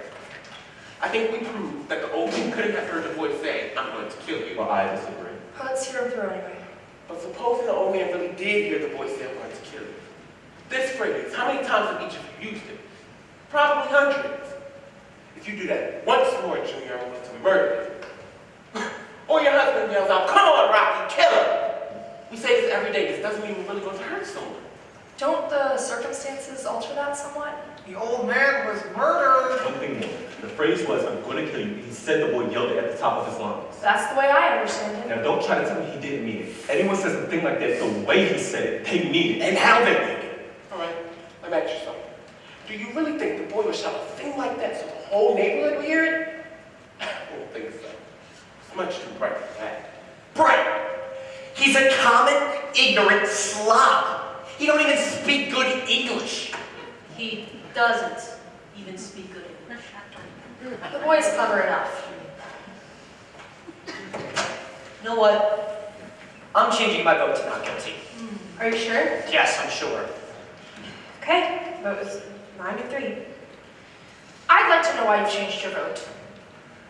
I think there's a doubt. Where? What is doubt? There's the knife. He talked you into believing a fairy tale. Go on, give us the reasons. The old man, too. Maybe he didn't lie, but then just maybe he did. Maybe the old man doesn't like the boy. Oh, well, if that isn't the end. I believe there's reasonable doubt. What are you basing it on? Stories that this man made up? He ought to write for Amazing Detective Monthly. He'd make a fortune. Look, the boy had a lawyer, didn't he? Why didn't the lawyer bring up all his points? Lawyers don't think of everything. Oh, heavens! You sit in here and pull stories out of thin air. Now we're supposed to believe that the old man didn't get out of bed, run to the door, and see the boy running downstairs 15 seconds after the killing? That is the testimony, I believe. And the old man swore to this. Yes, he swore, only so he could be important. Did he say that he ran to the door? Ran, walked, what's the difference? He got there. Well, I don't know what he said, but I don't see how he could have run. He said he went. I remember it now. He went from his bedroom to the front door. That's enough, right? Where's his bedroom again? Down the hall somewhere? Down the hall? I would send a man off to die because it's down the hall somewhere? Madam Foreman, I'd like to take a look at the diagram of the apartment. Right. Why don't we have them run the whole trial over just so you can get everything straight? All right, what's this one for? How come you're the only one in the room that wants to see exhibits all the time? Oh, I want to see this one too. I want to stop wasting time. Down the hall somewhere. Do you know where? Do you know where it is? Please. A boy might die. Do you know? Well, Madam Foreman. I heard you. I mean, are we going to start wading through all that nonsense about where the body was found? No. We're going to figure out how a man who's had 2 strokes in the past 3 years and who walks with a pair of canes could get to his front door in 15 seconds. Said 20 seconds. He says 15. How does he know how long 15 seconds is? You can't judge that kind of thing. He said 15. He was very positive about it. He's an old man. You saw that. Half the time he was confused. How can he be positive about anything? Well, you know. No. I don't know. Maybe you know. Is that what you wanted? Yes. Do me a favor. Wake me up when this is over. I stared at that diagram for 2 hours. Enough is enough. Go on, some of us are interested. All right. This is the apartment in which the killing took place. The old man's apartment is directly beneath it and exactly the same. Here are the L tracks, the bedroom, another bedroom, living room, bathroom, kitchen, and this is the hall. Here are the front doors to the apartment, and here are the steps. The old man was in bed in this room. He says he got up out of bed, went out to the hall, opened the front door, and looked out just in time to see the boy racing down the stairs. Am I right? 15 seconds after he heard the body fall. Correct. His bed was at the window. It's 12 feet from his bed to the bedroom door. The length of the hallway is 43 feet 6 inches. He had to get up out of bed, get his canes, walk 12 feet, open the bedroom door, walk 43 feet, open the front door, all in 15 seconds. Do you think this is possible? You know it's possible. I mean, I don't see why not. He would have been in a hurry. He did hear the scream. He could only walk very slowly. They had to help him to the witness chair. You make it sound like a long walk. It's not. For an old man, he uses 2 canes. It's a pretty long walk. What are you doing? I want to try this thing. Let's see how long it took. We're going to pick about 12 feet, the length of the bed. You're crazy. You can't recreate a thing like that. Perhaps if we can see it, this is an important point. It's a ridiculous waste of time. Let him do it. Someone, give me a chair, please.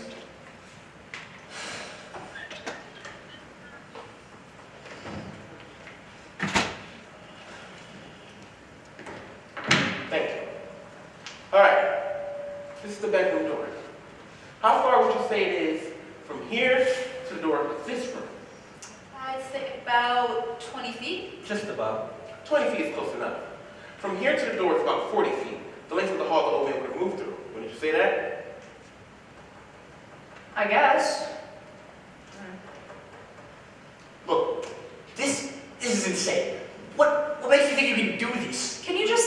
Well, can't stop him. Do you mind if I try? According to you, it'll only take 15 seconds. We can spare that. Who's got to watch us a second hand? I have. When you want me to start stomping feet, that'll be the body father. We'll time you from here. Let's say he keeps his canes on his bedside, right? Right. All right.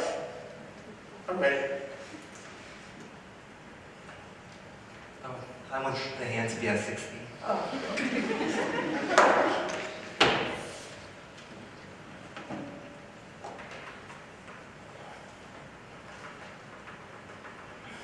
Speed it up. You walk twice as fast as that. This is, I think, even more quicker than the man walked into the courtroom. No, it's not. You think I should go faster, right? Yeah, speed it up a little.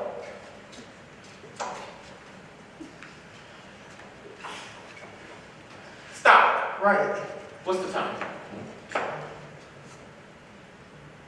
39 seconds? That can't be. 39 seconds. What do you think of that? And the old man swore on his oath that it was 15 seconds? He may have been a little bit off on the speed the old man moved at, but 24 seconds off? Well, Far be it from me to call anyone a liar, but I mean, even given the difference in speed between you and the old man, there's still quite a Discrepancy. It's my guess that the old man was trying to get to the door, heard someone racing down the stairs, and assumed that it was the boy. Assumed. Now listen to me, everyone. I've seen all kinds of dishonesty in my day, but this little display, oh, this takes the cake. What's dishonest? Tell him. You come in here with your heart bleeding all over the floor about slums and injustice, and you make up these wild stories, and you've got a couple of soft-hearted side sisters listening to you. Well, I'm not. I'm sick of it all. What's the matter with you people? This boy is guilty. He's got to burn. We're letting him slip through our fingers. Our fingers? Are you his executioner? I'm one of them. Perhaps you like to pull the switch. For this good for nothing, oh, you bet I like to pull the switch. I'm sorry, friend. Don't start me. What it must feel like to want to pull the switch. Don't shout at me. You're a sadist. Shut up. You want to see this boy die because it will satisfy you personally, not because of the facts. You're disgusting. Shut up. No, oh my God, give me back! I'll kill you. I'll kill you. You don't really mean you'll kill me, do you?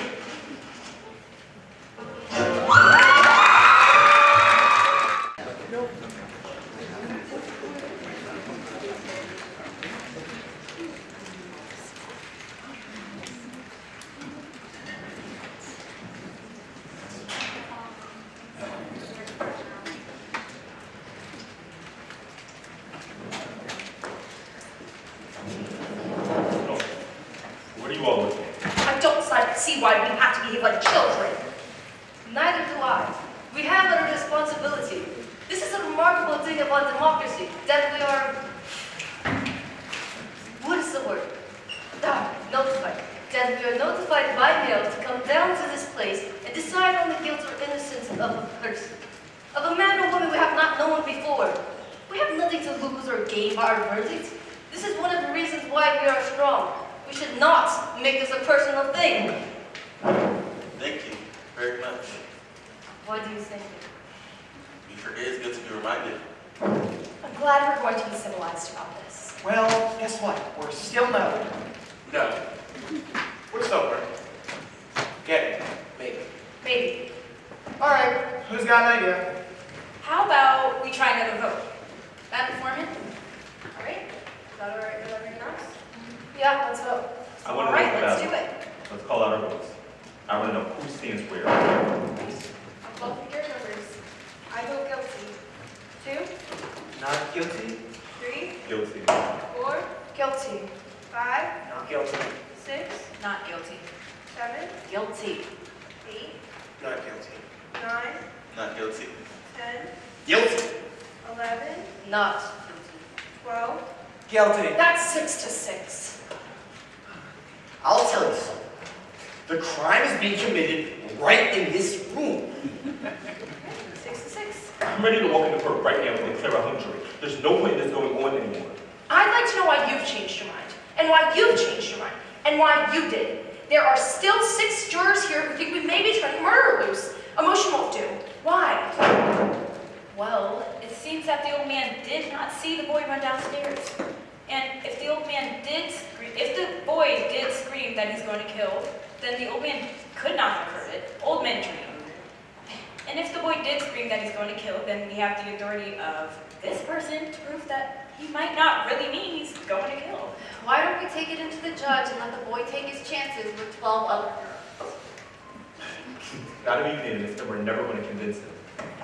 First, I was alone. Now 5 others agree there is a doubt. You can't ever convince me that there's a doubt because I know that there isn't no doubt. I tell you what, maybe we are a hung jury. It happens sometimes. We are not going to be a hung jury. But we are right now. A perfect balance. Let's take it into the judge. If there's a reasonable doubt, I don't see it. There is a doubt that's in my head.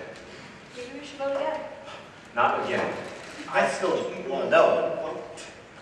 What are we voting on? Are we or are we hung jury? You mean that we vote yes, we are a hung jury? Or no, you're not. Just what I was thinking. I'm not sure we can agree on whether or not we're a hung jury. We can't even agree about whether or not the window should be open. It's the only solution. Well, maybe, Let's make it a majority vote. yes. Let's call out our votes. Call the jury numbers. I vote yes, we are a hung jury. 2, No. 3, Yes. 4, Yes. 5, Nope. 6, No. 7, Yes. 8, No. 9, No. 10, Yes. 11, No. 12. Yes. Oh no. All right, 6 to 6. We can't even decide whether or not we're a hung jury. I went along with the majority on this question, and I didn't agree with voting that way, not really, so I'm changing my vote. I say no, we're not a hung jury. I do believe that the boy is guilty beyond a reasonable doubt, but there are some things I'd like to find out from those who changed their minds. All right, we're not a hung jury. We keep on discussing. Good. You know what? Okay? Why did you change your mind? Well, he seems so sure, and he's made a number of good points. While he only gets mad and insults everyone. Does the anger and insult change the guilt of the boy? He did do it. Are you going to turn a murderer loose because a juror becomes angry when he thinks a murderer is being turned loose? That's true. And let me tell you why there isn't a doubt. The tracks are straight in front of the window. Let's take that point. So the L train would have made a low rumbling noise. L trains screech when they go around curves. So the old man could have heard a scream that is high pitched, and it is a tenement, and they have thin walls. Good. That's it. And what if the old man was wrong about the time that it took him to get to the door, but right about whom he saw? Now, Please I'm sure remember Phyllis- that there were no Phyllis- fingerprints found on the knife, Sentence. and it was summer, so gloves seem unlikely. And it may have taken just a few seconds to get out a handkerchief and wipe away the fingerprints. Why don't we just time this one to sit? Reconstruct the old man getting out of bed. Might as well reconstruct the actual crime. Yes, that's perfect. Let's reconstruct the killing. I think murderer could use up 30 or 40 seconds pretty easily at this point. Here. You do the statement. Nope, I'll do it. And why don't you be the one that gets stabbed? And don't forget, you take 1 second to fall. And he was found on his side, his right side, so fall and roll onto your right side. If someone hates another person enough to kill him, don't you think it's reasonable to suppose that the murderer might look at his victim for a second or two? Try to divorce yourself in this particular case. It's just human nature. Yes. That seems reasonable. Wait. He fell and he ended up on his right side. The father did. But stabbing someone isn't like shooting them, even when it's right in the heart.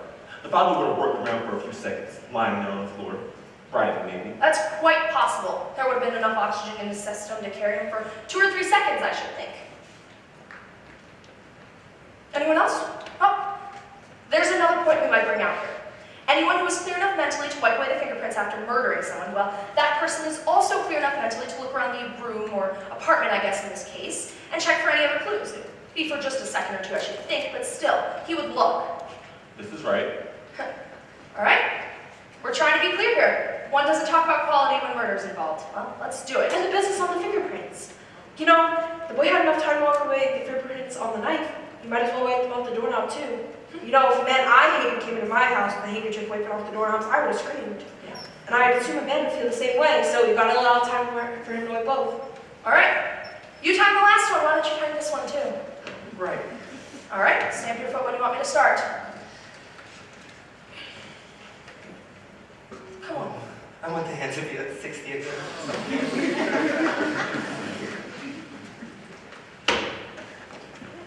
I'm gonna kill you! What have I done?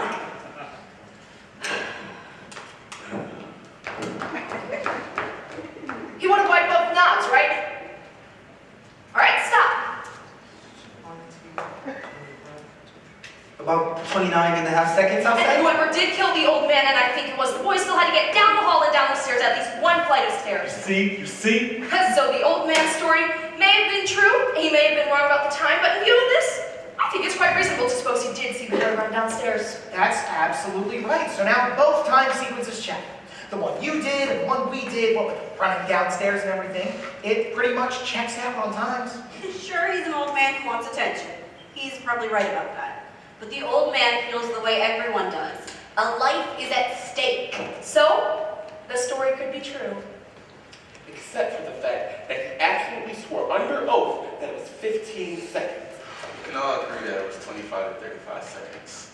You are now admitting that the old man lied in one case and told the truth in the other. I can admit that this does tend to confirm the story of the old man. But in part, he is now a proven liar, and this is by your own admission.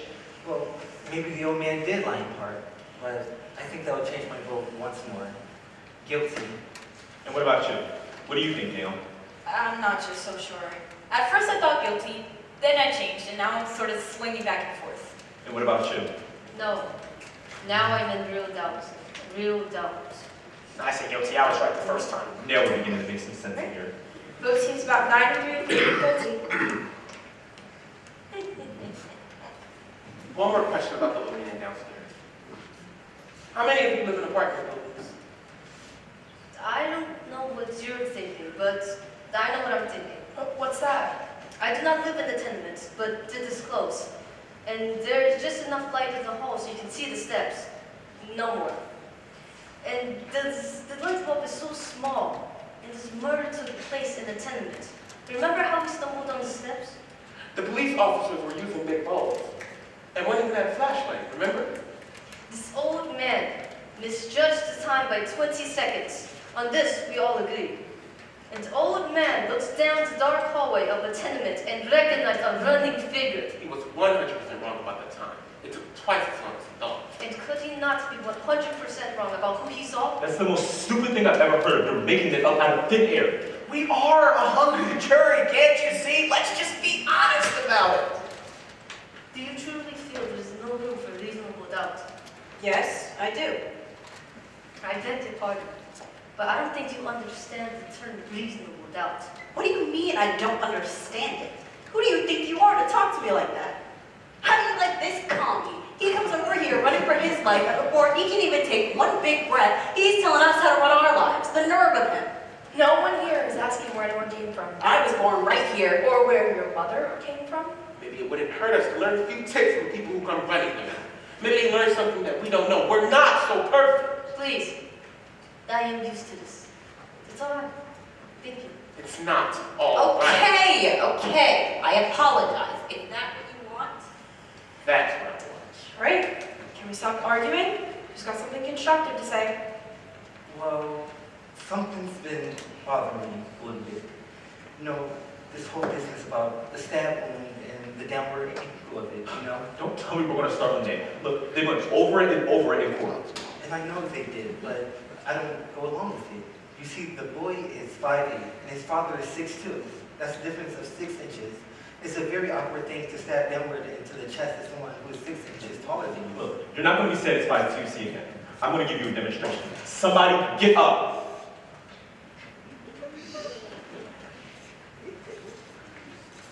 Fine. Now watch this. I don't want to have to do it again.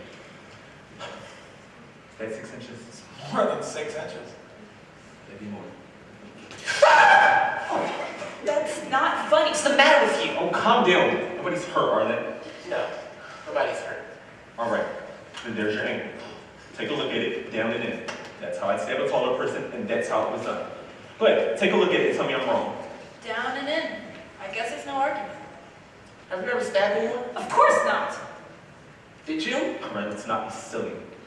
Did you? No, I didn't. Then where do you get all your information about how it's done? What do you mean? It's just common sense. All right, let me ask you this. The boy was an experienced knife fighter. He was even sent to reform school for knifing someone, isn't that so? That's right. Look at this. Doesn't it seem like an awkward way to handle a knife? But what are you asking me for? Wait a minute. Oh, what's the matter with me? Here, let me see the knife.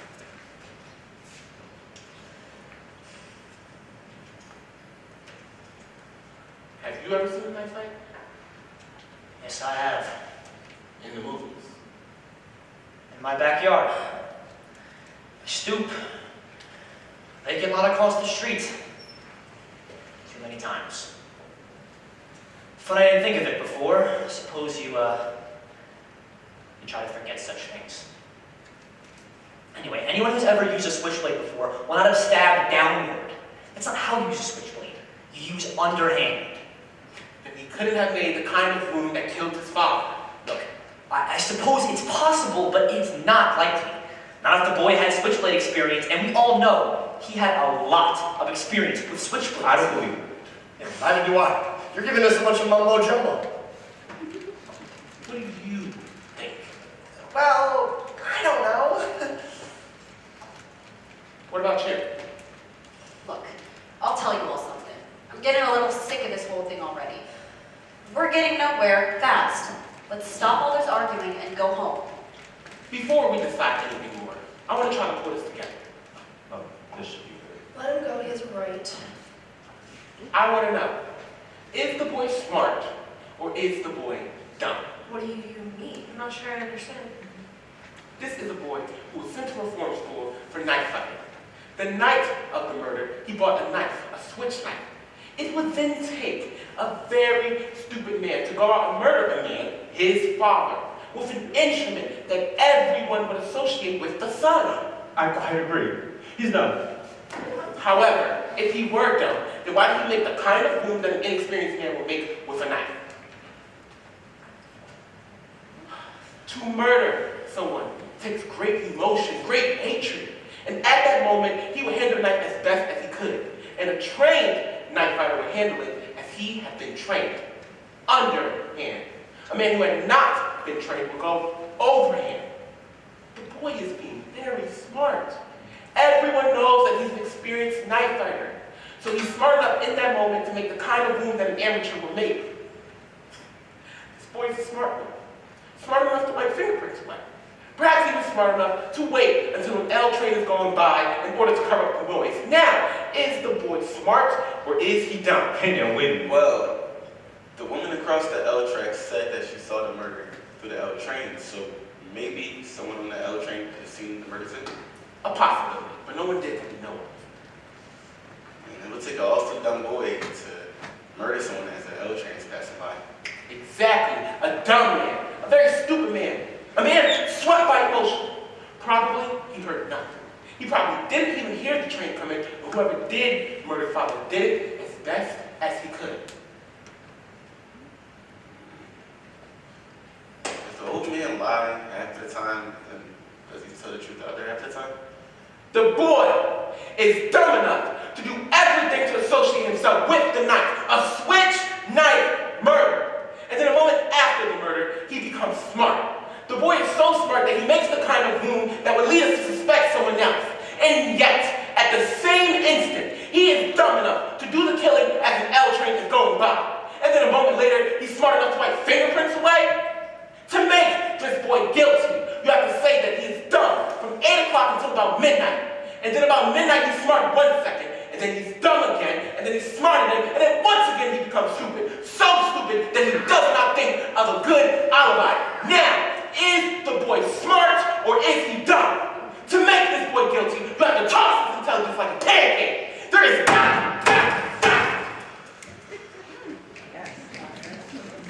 I hadn't thought of that. Also, for the boy to be guilty, the old man must lie half of the time and then lie the other half of the time. And he swore on the stand, he swore that it was 15 seconds. He insisted on 15 seconds, but we all agreed that it was about 40 seconds. To make this boy guilty, he must be stupid then smart, then stupid then smart, and so on. And also, for this boy to be guilty, the old man must lie half the time, and the other half the time, he must tell the truth. You can reasonably doubt. I'm sold on reasonable doubt.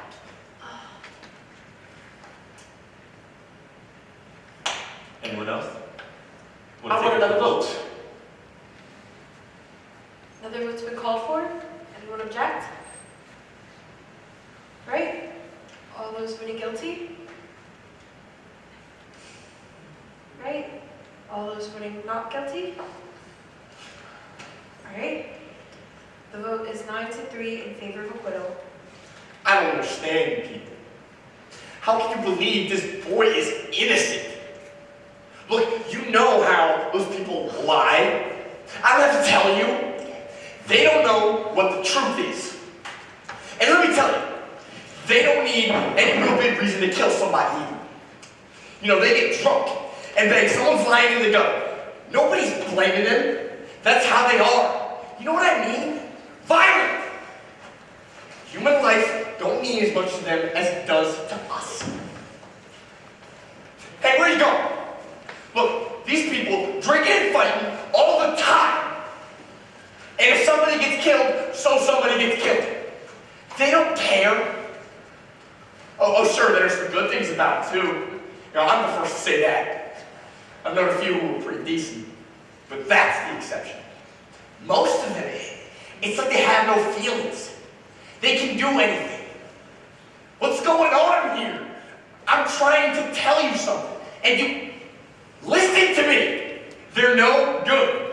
There's not a one of them who's any good. Take it from me, this boy on trial, well, don't you know about them? Listen to me, I'm trying to tell you something. I've had enough! If you open your mouth one more time, I'm gonna scratch your eyes out. Now sit down! Everybody!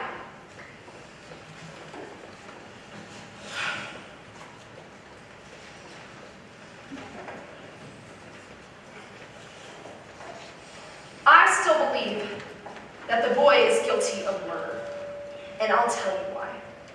To me, the most damning piece of evidence was given by the woman across the street, who That's claimed right. she actually saw the crime committed. That's the most important testimony. All right, let's go over the testimony. What exactly did she say? I believe I can recount it accurately.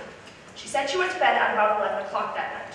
Her window is right next to the door, and her bed is next to the window, and she can look out of the window while lying down and see directly into the window across the street. Now, she tossed and turned for over an hour, unable to sleep. Then finally, she turned toward the window at about 12:10, and as she looked out, she saw the boy knife his own father. As far as I can see, this is unshakable testimony. That's what I mean. That's the whole case. Frankly, in view of this, I don't see how you can vote for acquittal. What do you think? Well, maybe it's complicated. What There's do so you much mean, evidence maybe? to She's say. absolutely right. You can throw out all the other evidence. That was my feeling. I don't deny the validity of the points he's made. Shall we say that on one side of the tracks there is doubt? But what can you say about the story of the woman? She saw it. Excuse me, what time is it? 10 minutes of 6. You don't suppose they'd let us go home and finish it in the morning. My little girl has the mumps. Not a chance. Can't you see the clock without your glasses? Not clearly. Oh. Us are nuisance, aren't they? Well, What do you all do when you wake up at night and you want to know what time it is? I put my glasses on and look at the clock. I just lie in bed and wait for the clock to chime. My father gave it to me when we were married, my husband and I. It's 10 years before I had a place to put it. Do you wear your glasses to bed? Of course not. Nobody wears their glasses to bed. The woman who testified that she saw the killer wears glasses. What about her? Did she wear glasses? Of course. It's the old woman. She wore bifocals. I remember this very clearly. It looks quite strong. That's right, bifocals. Funny. She never took them off. I had never thought about that. I think it's logical to say that she was not wearing her glasses in bed. I don't think she'll put them on and glance casually out the window. She testified that the killing took place the instant she looked out, and that the lights went out a split second later. She couldn't have had time to put her glasses on then. Now perhaps this woman honestly thought she saw the boy kill his father. I say that she only saw a blur. Well, how do you know what she saw? Maybe she's farsighted. How does he know all these things?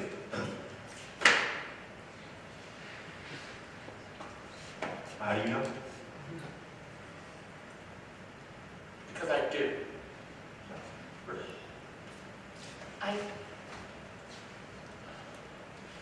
Does anyone still think there is still not a reasonable?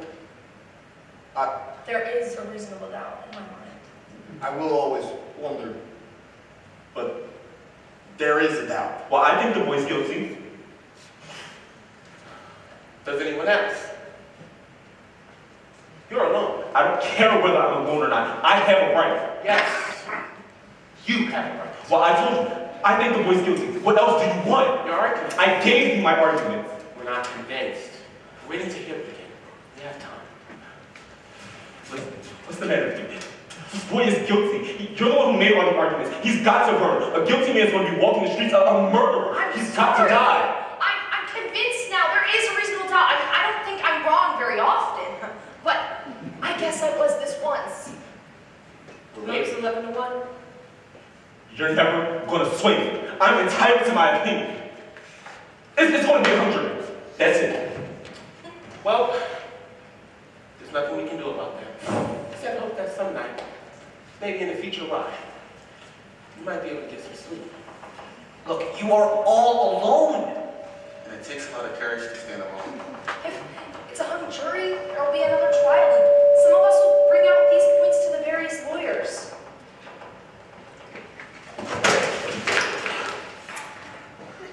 All right, then. Not guilty.